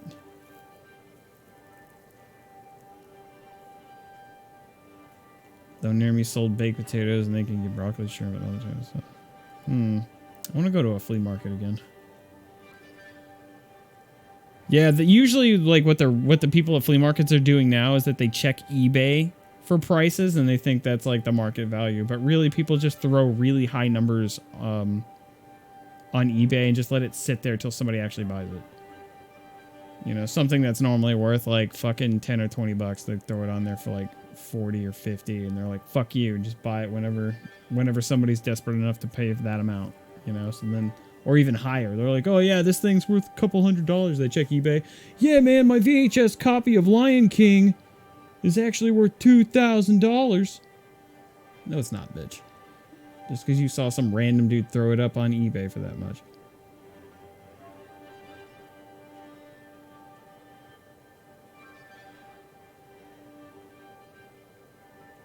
Yeah, checking... Dude, that's such a good analogy. Checking eBay for prices is like checking WebMD for medical diagnosis. It's a perfect analogy. Do what you want while you're alive. If driving around and letting life take you wherever you go, then do it. Can't do it dead. Yeah, but at the same time, you also have to realize that regret is just as scary, you know? It's like not so much even the risk of what happens, but it's also like, oh no. Like... bad things can happen when you take risks, which is why a lot of people live safe, but then they live so safe and they wake up and realize they haven't done anything with their life. So it's like a double-edged sword. Doomed if you do, doomed if you don't. You live your entire life having nothing, or you go your entire life having things that hold you back and hold you down and keep you, like, grounded. And you don't get to fucking live your life. Balance, man. Everything in life is balance. Anyway... So anyway, I think that's what the bucket represents. It's sad, but I suppose he doesn't need me anymore. From now on, he's just going to cling to this bucket, this cold, empty bucket, this sort of shiny bucket. Well, I'll give it this. The bucket does have a nice shine to it. It certainly does. It is a great bucket. You believe I'm real, don't you, Stanley? I do. You're my favorite bucket. I want to fuck you. Put my dick in the bucket. Yes, I suppose on closer inspection that it doesn't quite look like your average hardware store bucket. It's just a little more, what am I trying to say? Sturdier, more capable of transporting liquid. Like it would be better at moving an amount of water from one room to another. What are you watching, Bucket? Oh, season 2 of The Friends? Don't mind if I do. Haha, you're so cute, Bucket. That's why I love you. I'm glad we live together in this apartment. Haha, Joey is so funny, isn't he? Press Q to relive this same day with me over and over. Yes, I love you, Bucket. Oh my God, what am I saying? Better at carrying water from room to room. It's a bucket. It's literally just a bucket. Why do I feel some need to point out the ways in which it's so much more than just a regular bucket? Press Y to go home to work. Wait. Press Y to go home, to work, to home, to work, to home? Oh no. I'm having feelings. For the bucket. Oh, no, God. no. What's going on? Why do I want to be with the bucket? Hear what the bucket has to say. Do anything it asks. What's wrong with me? I don't understand. Perhaps if I had the bucket, this would be less confusing. Yes. The bucket could tell me what to do in this troublesome situation. Oh my God, tell me is those rose petals? Hey, what's going on, good looking? How you doing? You looking kind of sexy, Bucket. You like jazz? Why don't you and me, get a little cozy? Stanley, give me the bucket. Give it to me. Give me the bucket, Stanley. No. I need it. Give it to me now. Give it, or I'll...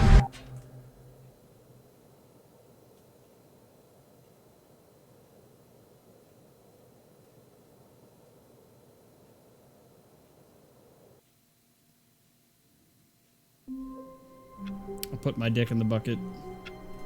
The bucket is pregnant. All of his co-workers were... Wait, no. This isn't the right office, is it? Is this Stanley's office? Yeah, this is the right office.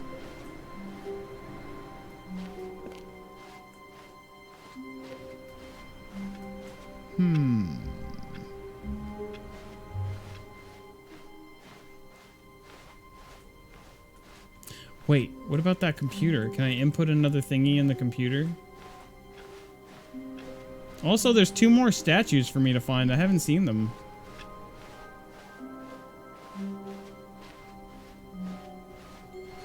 When Stanley came to a set of 2 open doors, he entered the door on his left.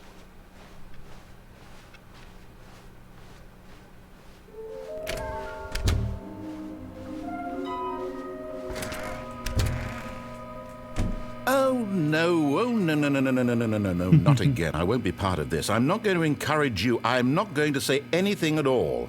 I'm just going to be patient and wait for you to finish whatever it is you enjoy doing so much in this room. Please take your time. Oh, I will.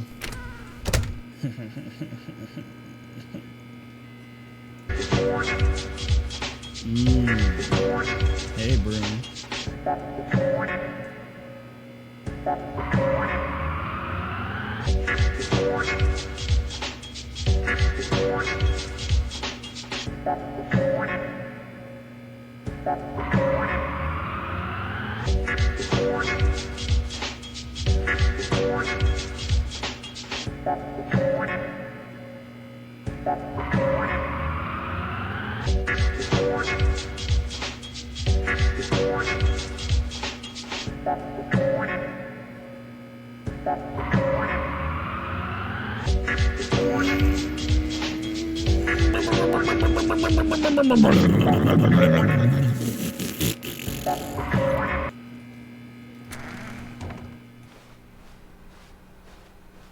Coming to a staircase, Stanley walked upstairs to his boss's office.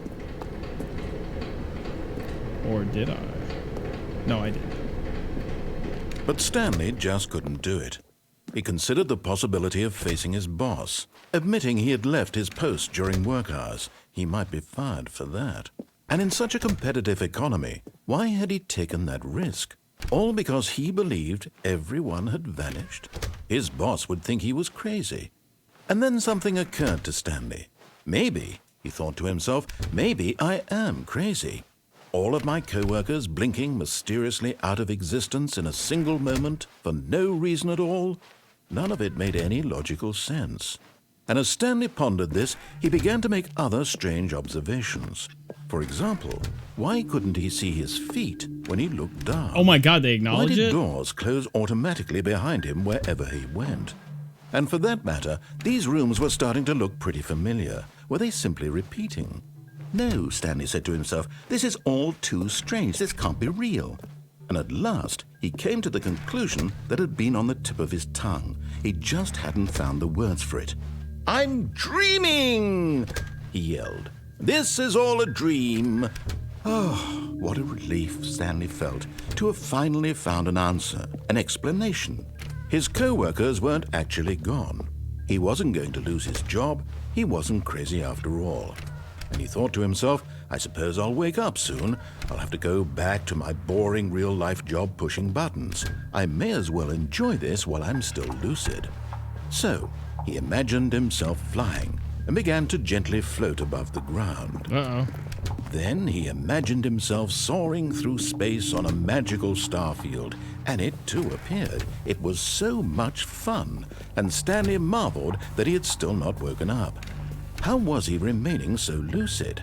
And then perhaps the strangest question of them all entered Stanley's head. One he was amazed he hadn't asked himself sooner. Why is there a voice in my head dictating everything that I'm doing and thinking? Now the voice was describing itself being considered by Stanley, who found it particularly strange. I'm dreaming about a voice describing me, thinking about how it's describing my thoughts, he thought. And while he thought it all very odd and wondered if this voice spoke to all people in their dreams, the truth was that, of course, this was not a dream. How could it be? Was Stanley simply deceiving himself, believing that if he's asleep, he doesn't have to take responsibility for himself? Stanley is as awake right now as he's ever been in his life. Now, hearing the voice speak these words was quite a shock to Stanley. After all, he knew for certain, beyond a doubt, that this was in fact a dream. Did the voice not see him float and make the magical stars just a moment ago? How else would the voice explain all that? This voice was a part of himself too. Surely, if he could just... He would prove it. He would prove that he was in control, that this was a dream. So he closed his eyes gently, and he invited himself to wake up. He felt the cool weight of the blanket on his skin, the press of the mattress on his back, the fresh air of a world outside this one. Let me wake up, he thought to himself. I'm through with this dream. I wish it to be over. Let me go back to my job. Let me continue pushing the buttons. Please, it's all I want. I want my apartment and my wife and my job.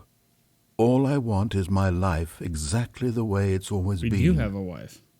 My life is normal. I am normal. Everything will be fine. I am okay.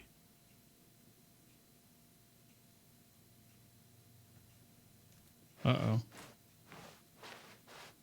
Stanley began screaming. Please, someone, wake me up. My name is Stanley.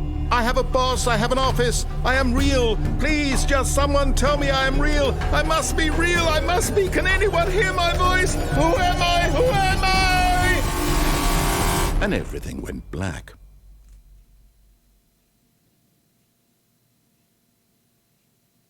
This is the story of a woman named Mariella.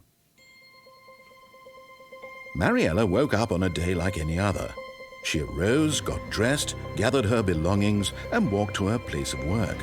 But on this particular day, her walk was interrupted by the body of a man who had stumbled through town talking and screaming to himself, and then collapsed dead on the sidewalk. And although she would soon turn to go call for an ambulance, for just a few brief moments she considered the strange man. He was obviously crazy, this much she knew. Everyone knows what crazy people look like.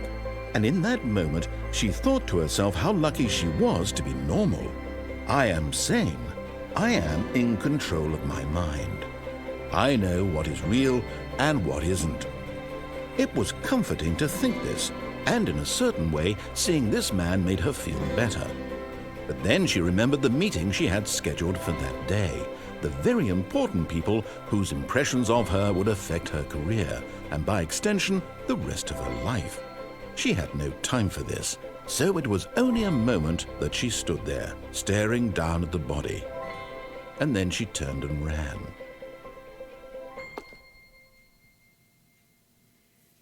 Dementia is very real and very sad. Yeah, I imagine that's what it's like dementia. It's terrifying. Yeah, wasn't there was also that old woman in Ghost of Tsushima that had dementia, right? Or wait, no. Was Was that Alzheimer's or was that dementia? I forget. Yeah, the bucket version is pretty fucking hilarious. I love the bucket version.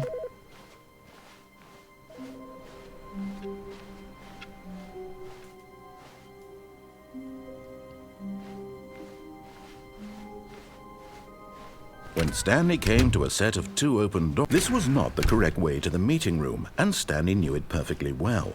Perhaps he wanted to stop by the employee lounge first, just to admire it. It was okay. But eager to get back to business, Stanley took the first open door on his left. And so he detoured through the maintenance section, walked straight ahead to the opposite door, and got back on track. What if I go this way? Fuck.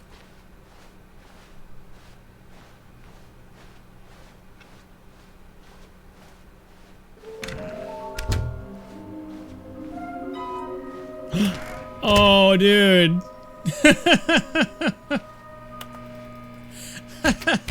That's great. That's pretty good. Coming to a staircase, Stanley walked upstairs to his boss's office. Okay.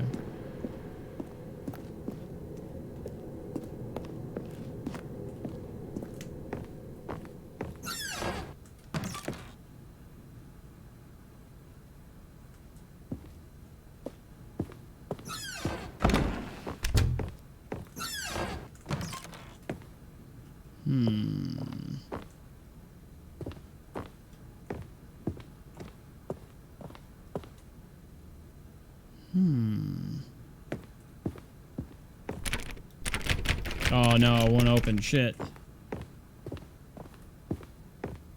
Okay, I think we all know the drill by now. Blah, blah, blah. Dark secrets, the keypad. Stanley pushes some buttons. Oh, hey, look, it's a new passageway.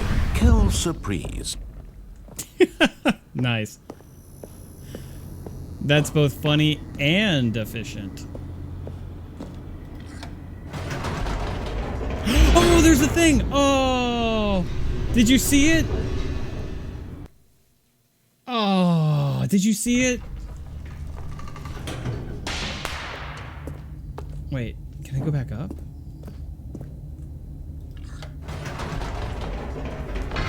Whoops. Nope. Never mind. Stanley actually got back into the elevator and went back up. Silly me. Why did Stanley do that when he knew that it would just lead back to his boss's office? Well, that's a great question. I just can't wait to find out.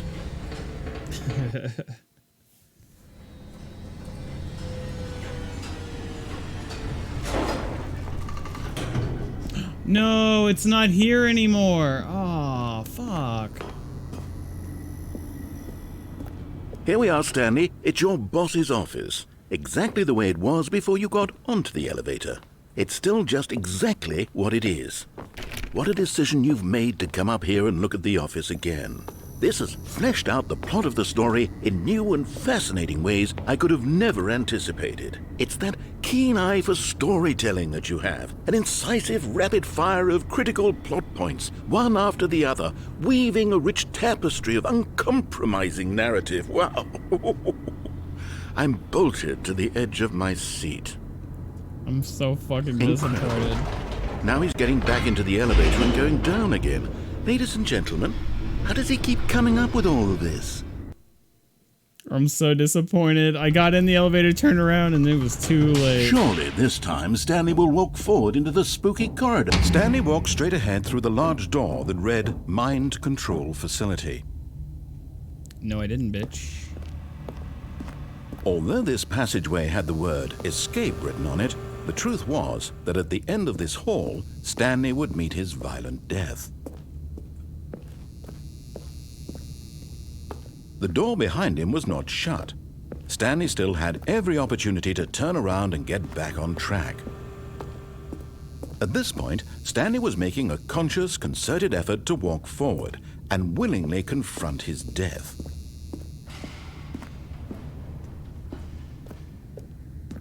I only need 2 more of those statues.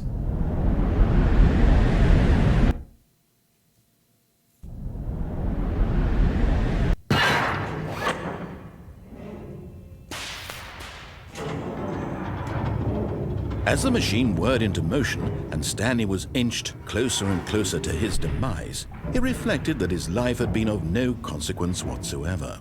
Stanley can't see the bigger picture. He doesn't know the real story, trapped forever in his narrow vision of what this world is. Perhaps his death was of no great loss, like plucking the eyeballs from a blind man. And so he resigned and willingly accepted this violent end to his brief and shallow life. Farewell, Stanley. Oh, jeez. Farewell, Stanley, cried the narrator, as Stanley was led helplessly into the enormous metal jaws. In a single visceral instant, Stanley was obliterated as the machine crushed every bone in his body, killing him instantly.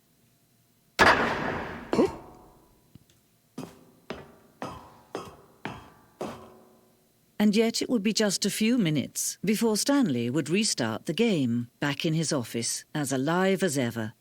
What exactly did the narrator think he was going to accomplish? When every path you can walk has been created for you long in advance, death becomes meaningless, making life the same. Do you see now? Do you see that Stanley was already dead from the moment he hit start? Wow. Oh my god, there's a layout for the office? Okay, so this is where I start. Yeah. And those are all windows. Office layout. This blueprint shows the office from the beginning of the game. The path from Stanley's office to the two doors was the first part of the game that was built. Sections have been added and altered throughout development. Through the core layout remains almost identical to the first area. Yeah. Corridor. The pacing of this opening section was important to get right. This corridor has been moved and altered to make sure the player reaches the two doors in a good time.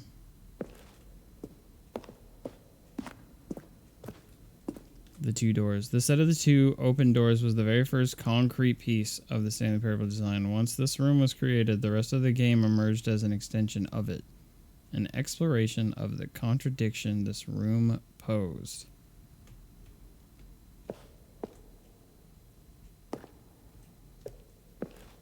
The office. Button sounds.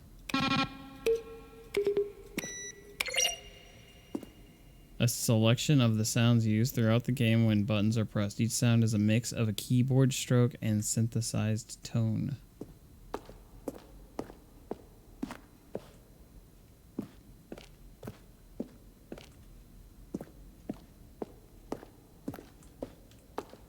This game is unironically my fucking nightmare.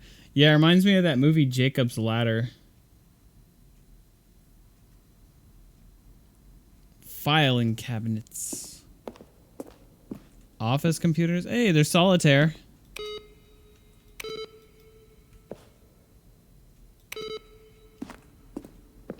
Credits.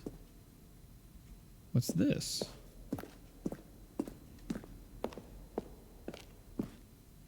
That life is a loop.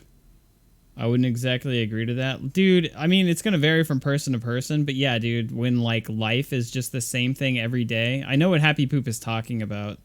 And I'm not sure if maybe you haven't experienced it yet, Game Fighter, but like if you have a job and that job is full time where it's like literally the same schedule and it's like Monday through Friday and it's like the same thing over and over and over again. And then like wages are so low. Like a good example would be like a call center, like something that has like a cubicle or something like that. And you got to work like 8 to 5 Monday through Friday consistently. And it's just the same shit every day. And you make just enough money to like survive, but not really put any money away, but not really and also not really vacation. And you're just literally living.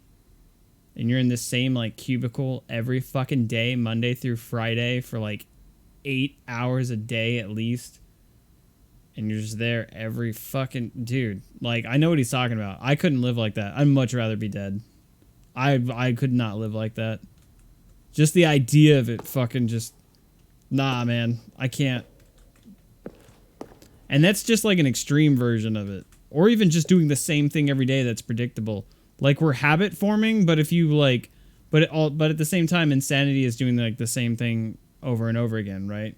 And expecting like different results, sort of. So, like we're habit forming, but we like to like throw, you know, like something different in there, like every once in a while. And you want to mix it up, or, you know, if you have like a part-time job that's got like a schedule that changes, then, you know, then there's like still a variation in your life. If you're doing something part-time, then you're doing it like what? Usually like 3-4 days a week for like 6 to 8 hours at like varying times, like sometimes the morning shift, sometimes the evening shift, sometimes the night shift. So it like, you know, there's variables there. But dude, if you're like literally stuck to this extreme schedule every day and that's just like your entire life, it's like you're not even fucking alive, man. You're not even living. It sucks. Fucking scary as shit. Oh, hey, a bike. The hell is this? Warzone. Early in development, we designed an ending where Stanley would end up on a battlefield fighting aliens. The action game would become sentient and would wage war against the narrator. We realized shortly after starting to build it that it was far too jokey and on the nose for the tone of the game. Plus, some people interpret it as making fun of people who like shooters, which was not our intention. Alien base. Yeah, that seems like it gets a little too silly for silly's sake. Yeah. And then people are trying to wonder if you're doing a commentary on something. Honestly, if they did do that, I would think it would be a shot at Call of Duty making fun of action games. Where it's like, oh, you like the Stanley Parable, or oh, you're just making your own choices now. Then you probably want to play a basic Call of Duty shooty game, right? Shooty tooty. From James Irving. How is the games? How is the game going? I hope it's as good or better than the first one. From a cool man. Are you a rock? Narrator emails. After the second trailer we sent out, we asked people to email the narrator for questions. What is this strange number? Can you tell me what the significance of the number 111111200 is? While we had initially planned to use these further promotional materials, we never found the perfect use for them. Here they are, a selection of those emails. How surreal will this game be? Were you born with a magnificent voice, or did you bargain with a magician to receive it? And finally, the most important question of all, what is Stanley's list? In line with the previous announcement regarding the promotion and the result of to be the first to apply for your claim after 24 hours you didn't hear from the call. I wanted to tell you I liked Stanley Parable as much as I like seeing a humorously small badger in a swim trunks. Indeed, I liked it as much as I walked in the park watching the sunset and, dare I say, pushing buttons. Yeah, these seem like quirky weirdos. Hey, see you later, Mega Man. It's just a feeling of a loop, while in truth, it's not. I just don't think you've experienced it before, Game Fighter. It's fucking terrifying.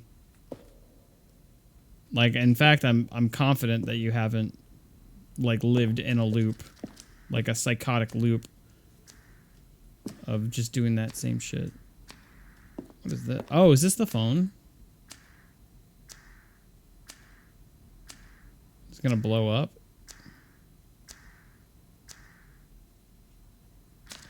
Nothing happened.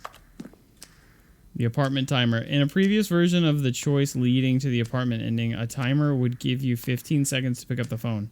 Not picking up the phone would lead to a different ending. Cargo lift. The cargo lift was always intended to offer the choice of staying on or jumping to a different path. However, after this early version, we decided we also wanted the option of the player falling to their death. Huh. Oh yeah, I didn't even try falling to my death. The second version is functionally the same as what's in the final game, but we wanted it to look more like a place where cargo was actually stored. Yeah, this looks too much like Portal. They probably wanted something that actually looked like a cargo facility. That makes sense.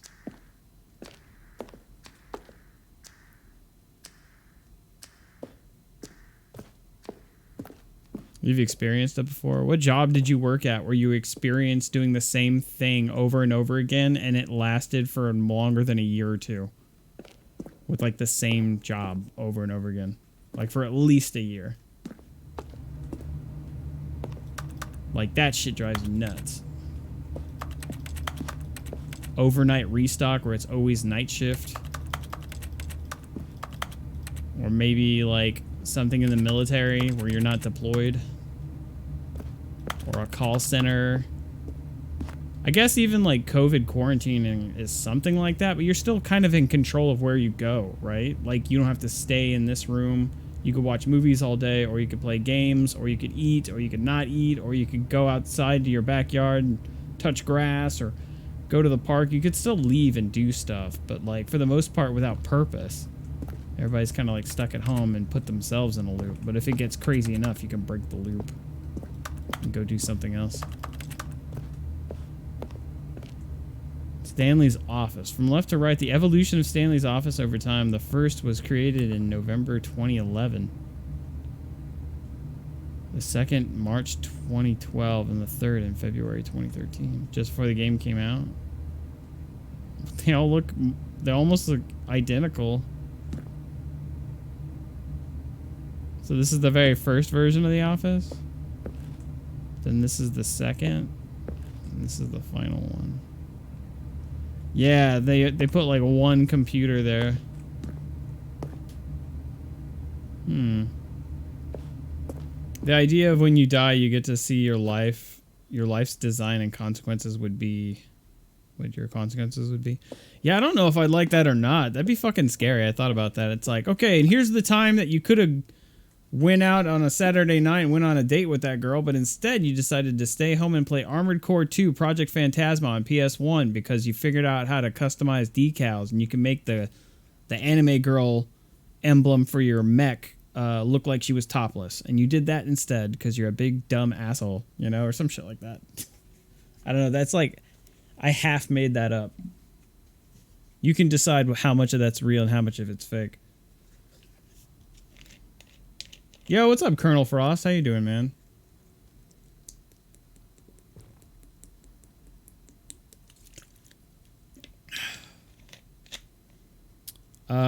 In those amount of time I had no job, I've been in the position of loop of not finding a job. That's not really, I don't really think that's what me or Happy Poop's talking about. Something happening over and over again isn't the same as living a loop. Like not being able to find a job over and over again. Like a loop is like living your life in a loop, like Groundhog Day. You know, it's not like, ah, man, this thing keeps happening. I keep on not having a job, or I had a job for a while. And it's like, there's certain jobs that are like versatile where you travel enough and stuff where it's like, it breaks the loop. It's not like, man, I'm working all the time. It's like literally the same schedule. Like, you have to wake up every day at fucking 6 a.m. or 7 a.m. to make sure you get to work at 8 a.m. And then you're out at 5 and you go to pick up some food. You eat the food. You watch the TV. You go to sleep. You wake up again to do it again. And you do that like 5-6 days a week. And that's like your whole fucking life. Where it's just on the same fucking schedule. Like, every day. Like, that shit sucks. Like, I had that really bad one time where I would, like, go to sleep and dream I was at work. And then I'd wake up like I just did a shift, and I would be, like, mentally exhausted, but I would literally just wake up and then I needed to actually go to work, like, in real life. Countdown Room, an early version of the Countdown Room. Oh, right. I didn't recognize it. The Countdown Room where the mind control facility. Right. There's an elevator. Monitor room elevator. For a time, the elevator in the monitor room could go up or down. With freedom above the countdown above and the countdown below. We abandoned this when players found it too difficult to remember what was up and what was down and placed the two endings together instead. Freedom ending. This is the freedom ending. It is as it existed in beta.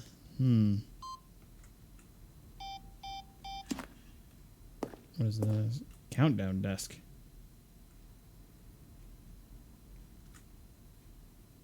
Some believe we are in a loop. When the verse ends, time begins again. We repeat the process again. Oh, is that what people describe as deja vu? I'm glad Game Fighter doesn't really get it, and I'd wish that on literally nobody. Yeah, I agree. It's not really something to be proud of. You know? That's like, I survived this really mentally exhausting, like, borderline PTSD living situation that humans aren't supposed to live like. Same shit over and over and over again. Yeah, and also varies on the job too, right? Like, a good example is, like, if you stream every day, but you have, like, if you actually have choice over what game you play, then, you know, there's still some, like, variation of what you're playing. But have you noticed that a lot of the big streamers that, or not even big streamers, small streamers, big streamers, like, their mental health is usually, like, really low? Like, myself included, but, like, their mental health gets, like, really fucking low because they just feel trapped in a loop. It's like, you gotta stream, like, all the fucking time. You try to be on at this certain time, and a lot of times you don't even really get to play what you want to play. Like, when you're really trying to, like, build a community or an audience, you're just like, well, I don't think anybody will watch me play this, so I gotta play this. And then you're, you know, oh, people are watching me play this, so I gotta play this. And you feel stuck in a loop. And then you end a stream. You didn't make any fucking money. Nobody was watching. And you wonder what the point was of it. Like, why did you stream anyway? You know? Like, that's for, like, small, big streamers. Even big streamers, too, man. Like, you ever see, like, someone that normally has, like, I don't know, like, 10,000 or something viewers, but then they play something that's, like, off the cuff what they normally do that's not, like, Fortnite or some other shit. And it's, like a fraction of what it would normally be. It's still really high, but it's not what people watch them for. And then it's, like, really fucking low, right? So it affects their wallets, and they feel trapped in a loop. Oh, I can't click on these. You know? It's, like, to a lesser extent, but it's still, like, viable. It's really part of the Zending. Zending levers. The player would pull a lever, and then an arrow would describe what color they had pulled. I don't think I've ever seen that one. Version of the ending known as Zending, which was eventually cut and merged with another part of the game. Okay, yeah. Yeah, that's why I didn't see it. It never existed.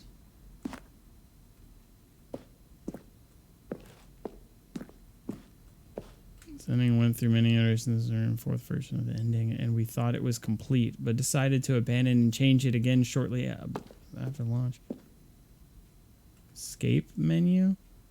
For a long time, we had an ending that only ended when the player restarted from the escape menu. Unfortunately, very few players realized this was what they were supposed to do, which was frustrating for everyone. Oh, they wanted them to escape by, like, restarting the game?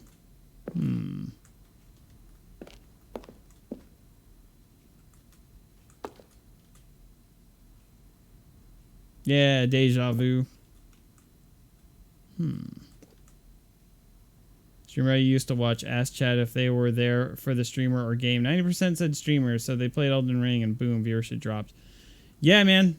I mean, it's just the truth, dude. You can, like, really enjoy somebody. You're like, yeah, man, I'll enjoy watching you play anything. But it's like, that doesn't account for everybody, you know? And even I'll say that, you know? Like, I'd be like, yeah, man, I just, like, enjoy your content. But, I mean, the truth is, if they're playing a game I have no interest in, you know? Like, if I watch somebody and, like, and they normally kind of play whatever, like, retro content or whatever, and then one day they're playing, I don't know, SimCity or, like, some card game or something that I don't know how to play, I'm not going to watch you play it because I don't know what's going on. And it's no discredit to them, and I'd still, like, want to support them, but it's like, and I don't even dislike SimCity, but I wouldn't want to watch somebody else play it, you know? Like, that's just, like, the fact about it. So if I decided to play some random shit, like, I guess to be expected. We ran 4 major teaser trailers over the course of the game's development, each meant to convey something about the spirit of the game. This is the first one, released in May 2012. It featured a series of broken rooms and the voice of the narrator informing viewers that he is repairing a new version of the Stanley Parable.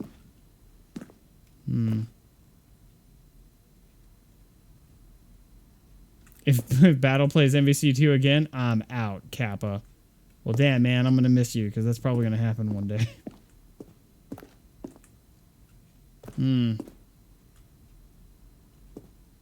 You can never trust chat. You guys are a bunch of fucking liars. You think I can trust you? I can't trust you. You'll always be there for me, right, chat? You're like, yeah, buddy. Liar. What is this? Number one option, 2 option. The way to maintenance in the lounge? First choice, obey, disobey, lounge. Meeting room? Does this thing work? Oh, no, it doesn't.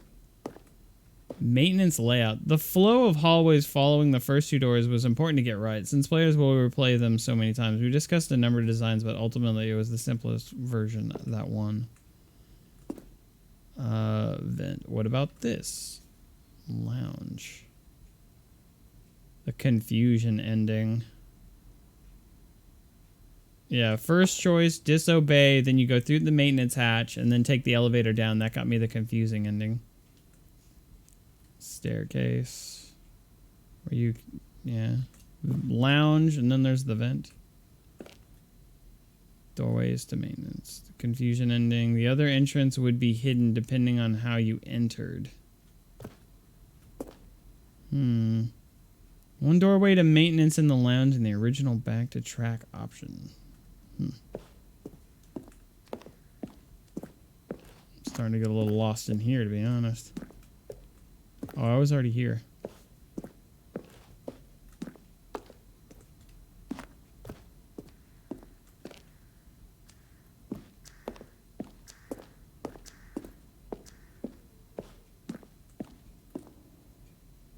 Oh, you don't like MVC? Damn, I thought people would really enjoy MVC. Everybody loves MVC.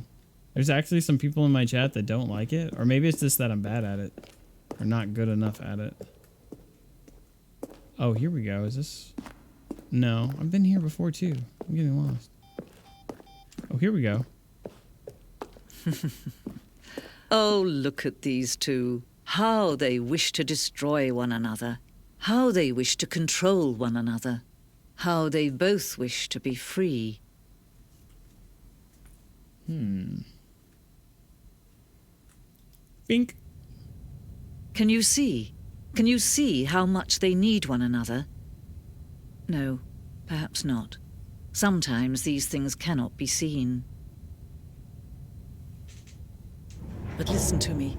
You can still save these two. You can stop the program before they both fail. Push escape and press quit. There's no other way to beat this game. As long as you move forward, you'll be walking someone else's path. Stop now and it'll be your only true choice. Whatever you do, choose it. Don't let time choose. Did that work? I think it did. I can't wait to tell this story to my co-workers, Stanley thought. How amusing they'll find it.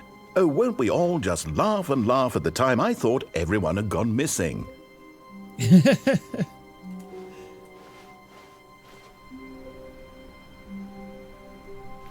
I'm trying to think of what path I should take. It's all so confusing now.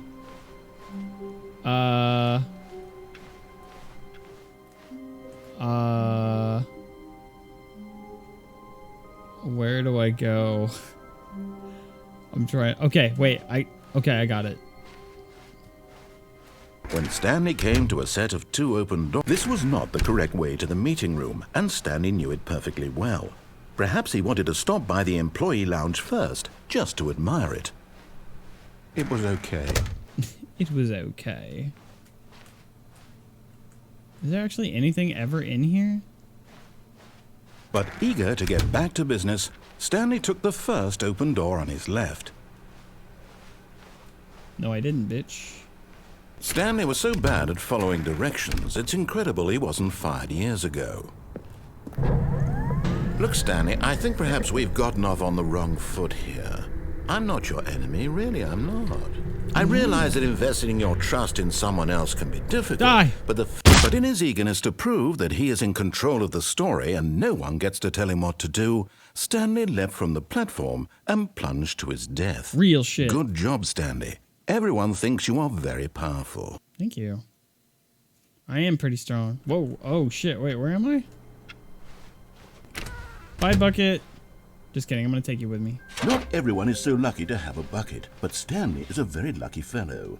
Stanley clutched the bucket tightly to his chest. This was not the correct way to the meeting room, but Stanley had felt the bucket calling to him, telling him that the employee lounge was simply the place to be. Word.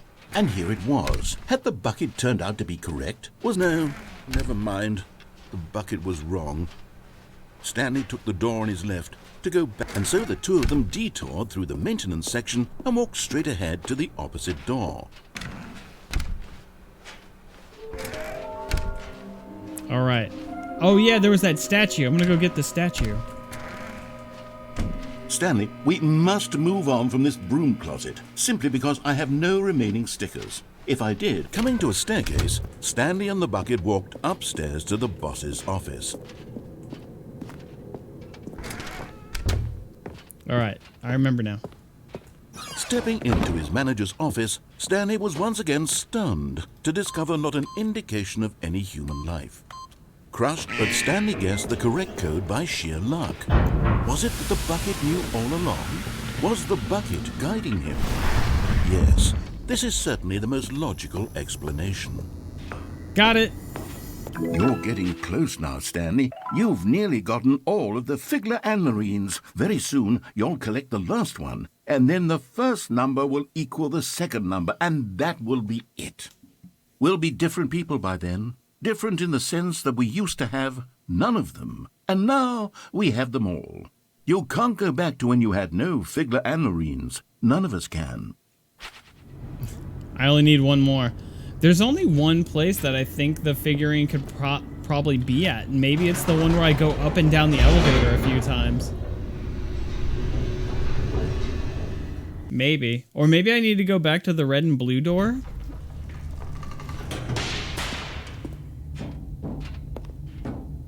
Stanley and the bucket walked straight ahead through the large door that read, Mind Control Facility.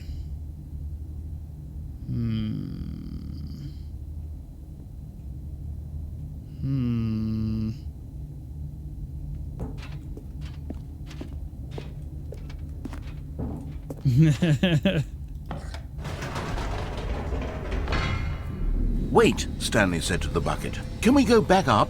When I was pressing those keypad buttons, there was something very intriguing about the number 3. I want to go back so I can try pressing the number 3 again. The bucket said nothing. All right. Maybe I actually do need to push the number 3. Maybe something will happen. I'm going to try it.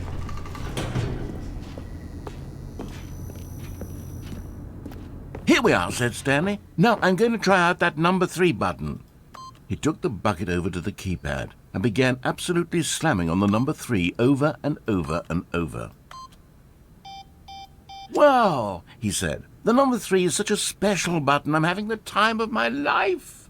Stanley looked expectantly at the bucket, but the bucket remained silent.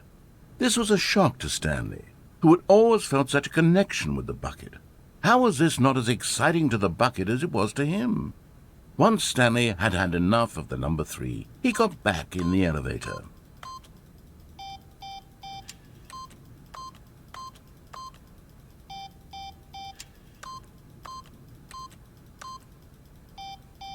I bet you they would sell those figurines.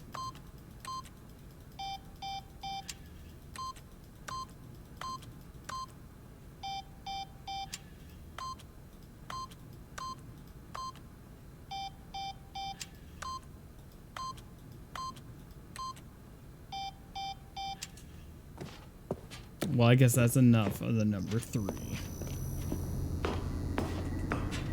Let's go, bucket! Perhaps the bucket had missed something. Perhaps it had not seen how much joy Stanley got from slamming the number 3 repeatedly.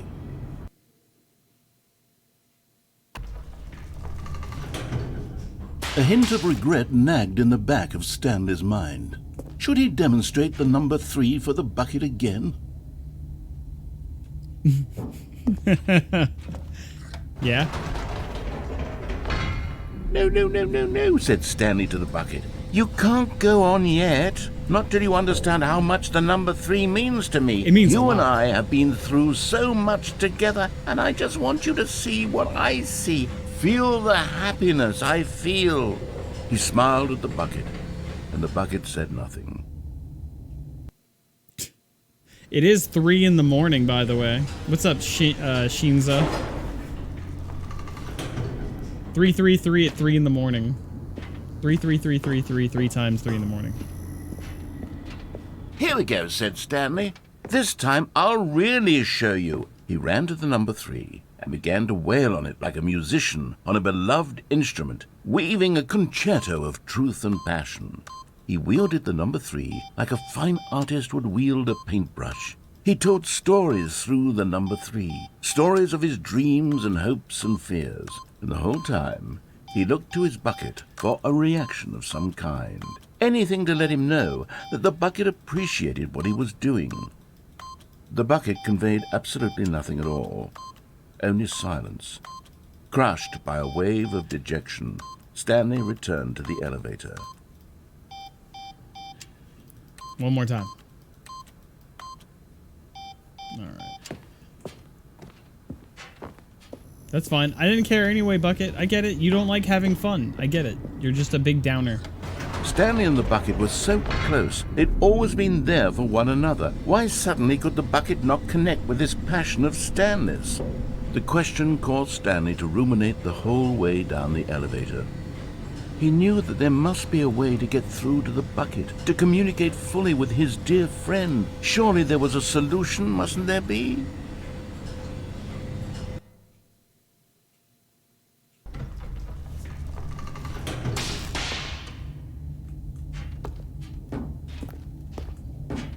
Stanley and the bucket walked straight ahead through the large door that read, Mind Control Facility. No, I'm good.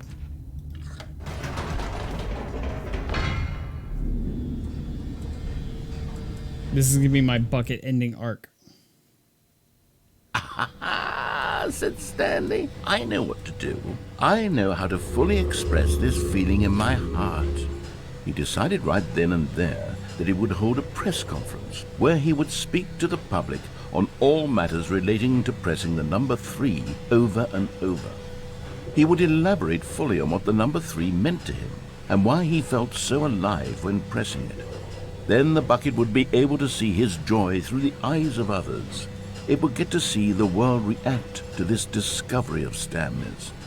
And it would be through the public eye that the bucket would finally understand Stanley's work. Nice. For months, he advertised and marketed his press conference, building excitement around it, developing and rehearsing it, until it couldn't be refined a single measure further. When the big day arrived, Stanley was as prepared as he'd ever been for anything in his life. 33333. This was it. One last chance to win the bucket over. One opportunity to share a true connection with a loved one. Wow. 3333333. Congratulations, Stanley. Remember where you came from. Chat, how did I get to the bucket and the one where I was in my apartment and I started like fucking and romanticizing my bucket? What? I can't remember how I got there. I think I got there from I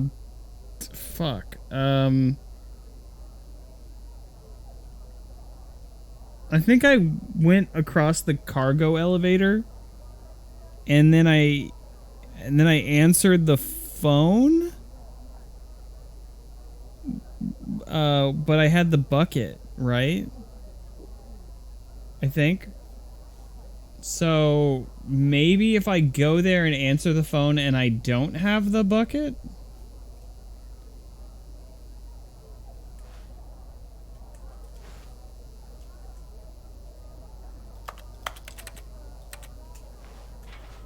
There's my golf ball.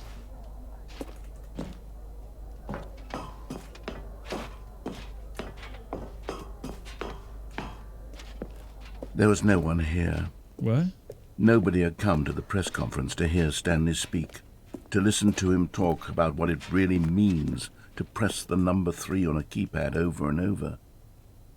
He was unloved, uninteresting, he was a failure, and in that moment Stanley knew that the bucket would never again take him seriously. There would be no connection, no deeper understanding. The bucket merely sat there in his arms, indifferent. And so it began that slowly, over many years, the two of them grew more and more distant. They spoke less and less, neither wishing to state the obvious, that any sense of real respect between them had eroded since that day at the press conference. There would be no more games, no more long conversations about passion and pursuit, only a silence that consumed the space between friends. And Stanley, having for once in his life discovered the warmth and comfort of true companionship, was cast back into the unremarkable normalcy of loneliness.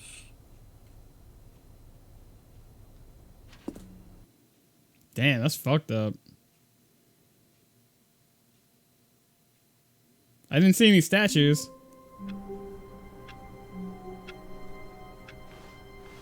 I can't wait to tell this story to my co-workers, Stanley thought. How amusing they'll find it. Oh, won't we all just laugh and laugh at the time I thought everyone had gone missing. No matter how hard Stanley looked, he couldn't find a trace of his co-workers. All these computers are on. They weren't on before.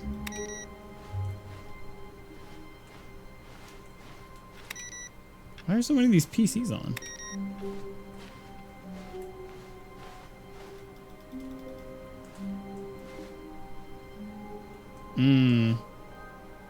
I knew, because that's exactly how I lost friendships in real life. That they couldn't understand how much you loved the pushing the number 3. Okay, I'm not going to take the bucket this time.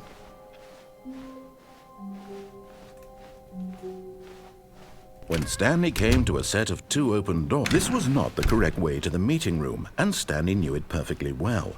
Perhaps he wanted to stop by the employee lounge first, just to admire it. It was okay. It was okay. But eager to get back to business, Stanley took the first open door on his left. Stanley was so bad at following directions, it's incredible he wasn't fired years ago. Okay, do I go to the Stanley, phone? I think perhaps we've gotten off on the wrong foot. I'm gonna go to the red and here. blue door. I'm not your enemy, really, I'm not. Yeah. I realize that investing your trust in someone else can be difficult, but the fact is that the story has been about nothing but you all this time. There's someone you've been neglecting, Stanley. Someone you've forgotten. What? Really? I was in the middle of something. Do you have zero consideration for others? Are you that convinced that I want something bad to happen to you? Why, I don't know how to convince you of this, but I really do want to help you, to show you something beautiful. Look, let me prove it. Let me prove that I'm on your side. Give me a chance. Now listen carefully, this is important. Stanley walked through the red door.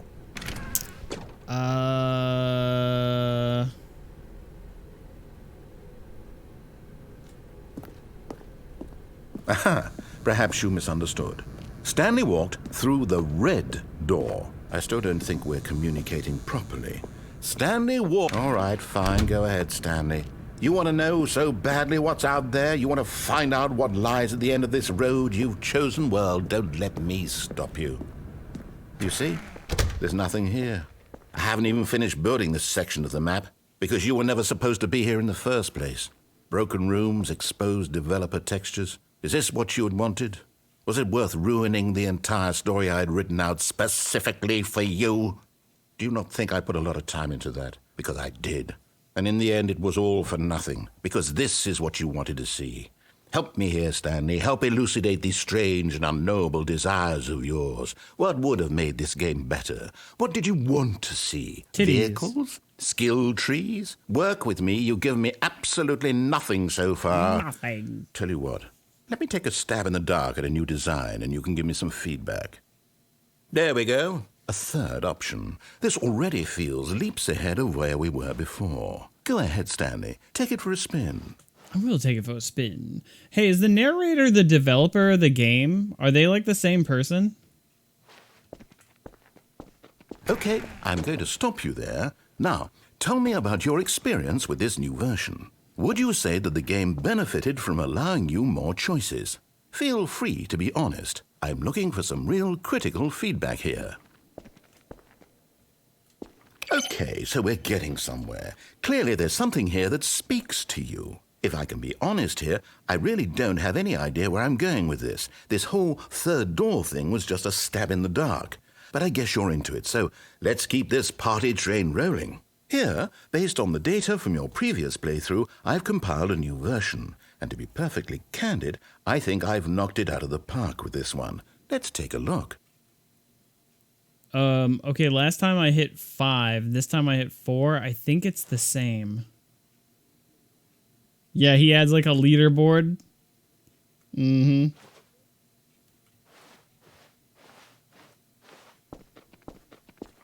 Now, would you say that competitive leaderboard helped you feel motivated to keep walking through doors? Again, honest answers, please. Hey, I nearly forgot. I've got a prototype of a new game I've been matter working what you on, hit. and now would be a lovely opportunity to give it some play testing. You wouldn't mind taking a look at it, would you? Perfect. Let me boot it up. In this game, the baby crawls left towards danger. You click the button to move him back to the right, and if he reaches the fire, you fail. It's a very meaningful game, all about the desperation and tedium of endlessly confronting the demands of family life. I think the art world will really take notice. But of course, the message of the game only becomes clear once you've been playing it for about 4 hours. So why don't you give it 4 hours of play to make sure it's effective? Be sure to keep notes on your experience. Oh god, the sound it makes. Oh, it's painful. Why is it so loud? Oh, I hate it.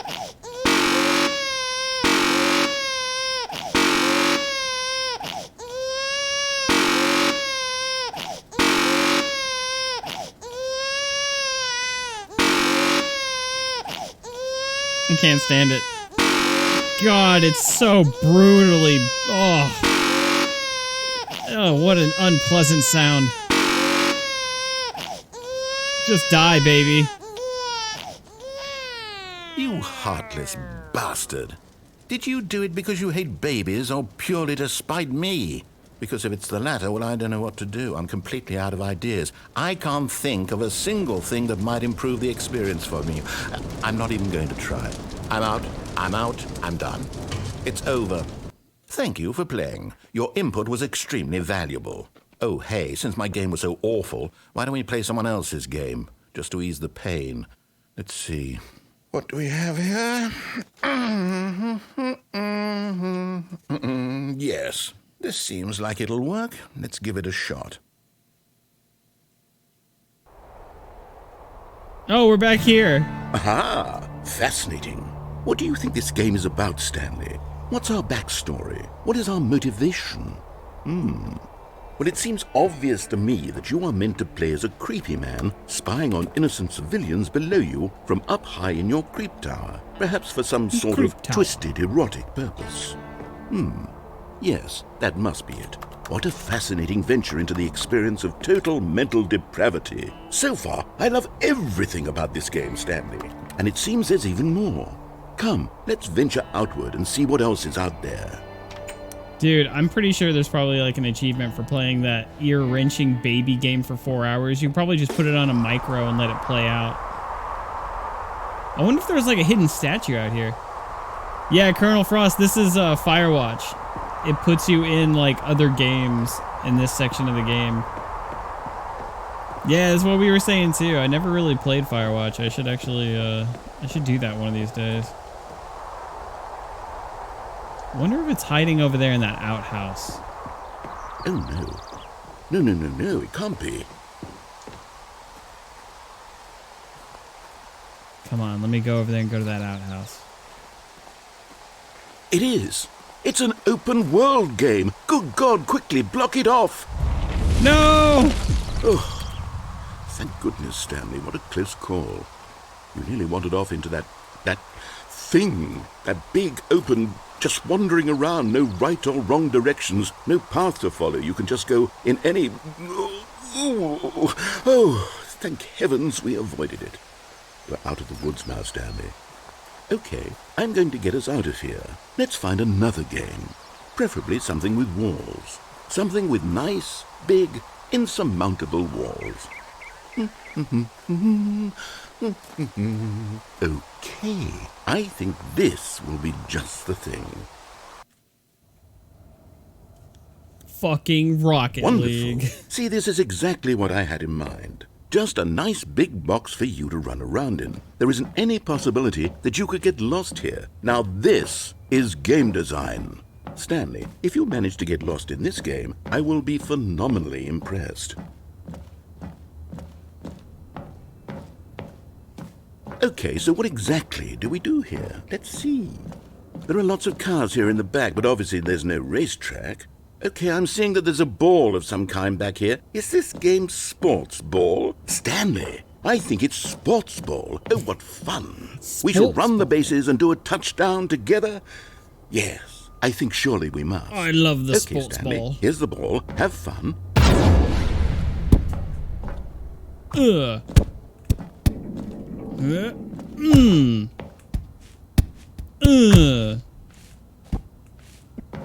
Are you doing it?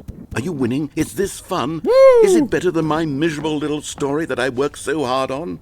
Stanley, I have a thought. And I realize I'm not a sportsologist, but if one ball generates a certain amount of raw adrenal pleasure, then surely multiple balls makes for an even more euphoric sports experience. I'm going to try it out. Here comes another ball. Nice. Yes. Oh, goodness, that really does feel amazing, doesn't it? Stanley, I'm like a child in a confectionery shop. I simply have to have more. I'm insatiable. More balls! More balls!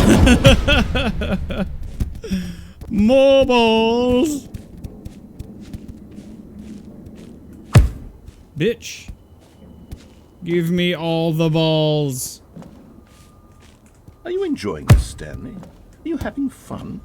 Is this a real video game? Well, I sure hope you're having a good time, because guess what? It's over. That's right. Your little fun comes to an end. Why? This is my game, and what I say goes. You get to have fun when I let you, Stanley. Besides, you need someone like me to set boundaries for you. Without rules or boundaries, video games are nothing. Yes, that's what I am. I'm structure. I'm your sense of purpose. And since you decided you didn't want to play my game, now I don't want to play with you either. So, goodbye, Stanley. I'm leaving. See how you like it when I'm not around to set the rules. Somehow, I don't think you'll enjoy it as much, but who knows? You're an inventive kid, you'll come up with something. After all, you're the one who knows best. Take care, Stanley. Why is he being such a smug little asshole? Whee! Hold on, what are you doing?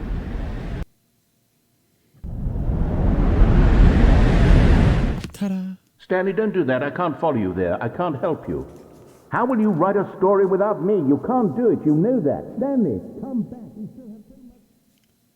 Shh. Alright, this time let's not fall. Or at least try not to fall. Filing cabinets.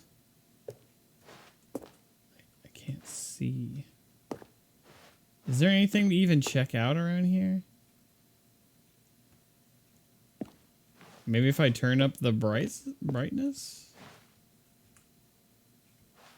I'm afraid to like walk off the edge. Hang on. Where's the video?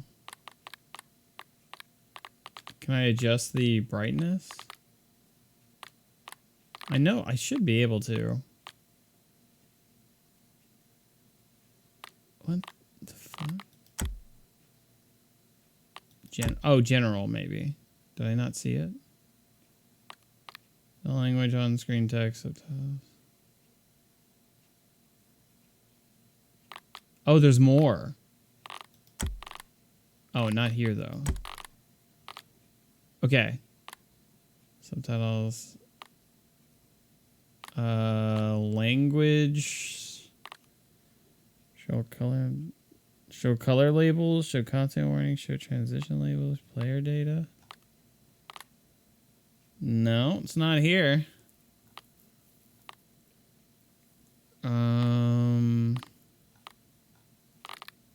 Video. Dude, there's totally a way to adjust the brightness.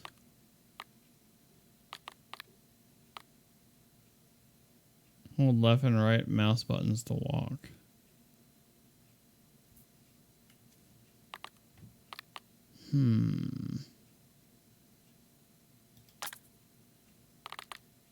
Well, that sucks, dude. I'm really afraid I'm gonna fall. Oh, man. I mean, there's an arrow pointing over there.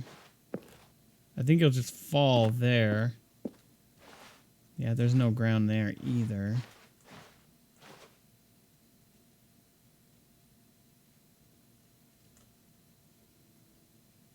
I think I'll fall here too. I can't see shit. Maybe this way.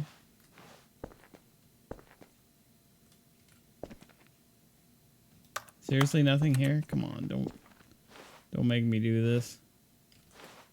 Come on. Okay, I'm just gonna try to have faith. Nope.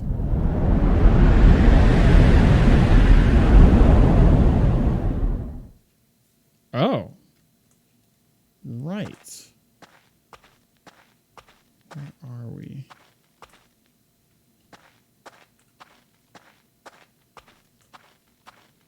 Dude, that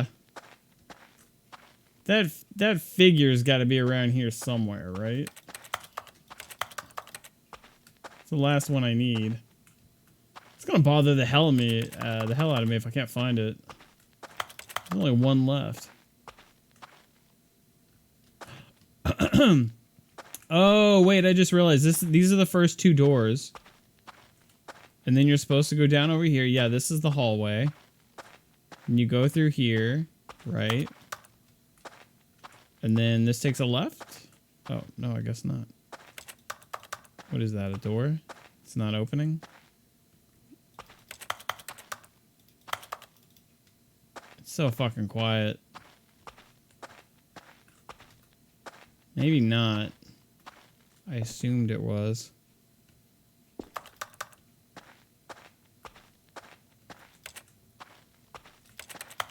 Nope. Have a good night, Neko.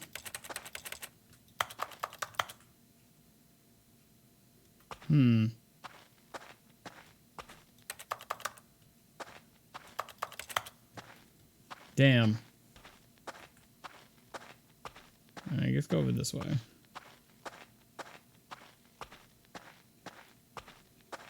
Yeah, there's the two doors. Mm-hmm. Oh, a light.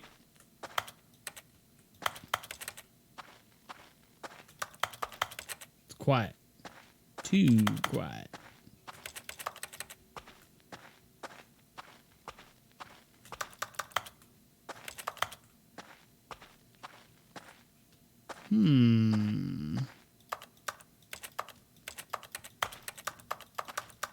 Nothing in here either. Damn, I didn't find nothing. Yeah, it's the sound of me clicking on stuff. I wonder what he found.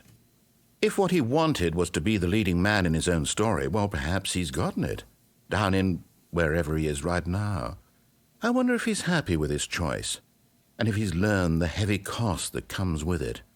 He'll understand soon what I was trying to tell him. He needs me. Someone who will wrap everything up at the end, to make sense out of the chaos and the fear and the confusion. That's who I am. That is what I mean to this world. Oh, yes. Yes, I'll be back. There's no other way. Once this ends, after it all comes to a close, then I'll be back. The end will be here soon. Very soon. That's really dark and ominous. Jeez. All right, I think it's a pretty good stopping point. I think we'll end things here. This game, there's still so many things to find, and I still don't know where that last statue is, but...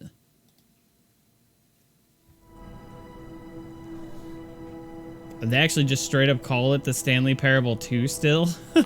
So this is my new menu? It doesn't say Deluxe anymore. Wow, that's weird. Dude, this game is so fucking meta. Alright. Chat, thank you so much for hanging out with me today. I appreciate you guys chilling. Thank you guys for the support. And any subs, resubs, or just for hanging out. I'm gonna find somebody to host. Yeah, I don't know if this is secretly supposed to be 2, but it uses too much of the original's content to be called that, but I don't know. It's kind of weird.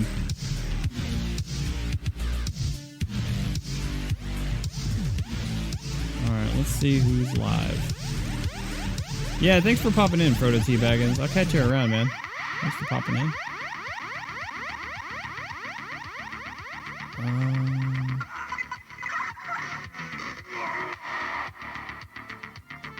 Where to send you guys? Oh, there's Spungy. Spungy's live.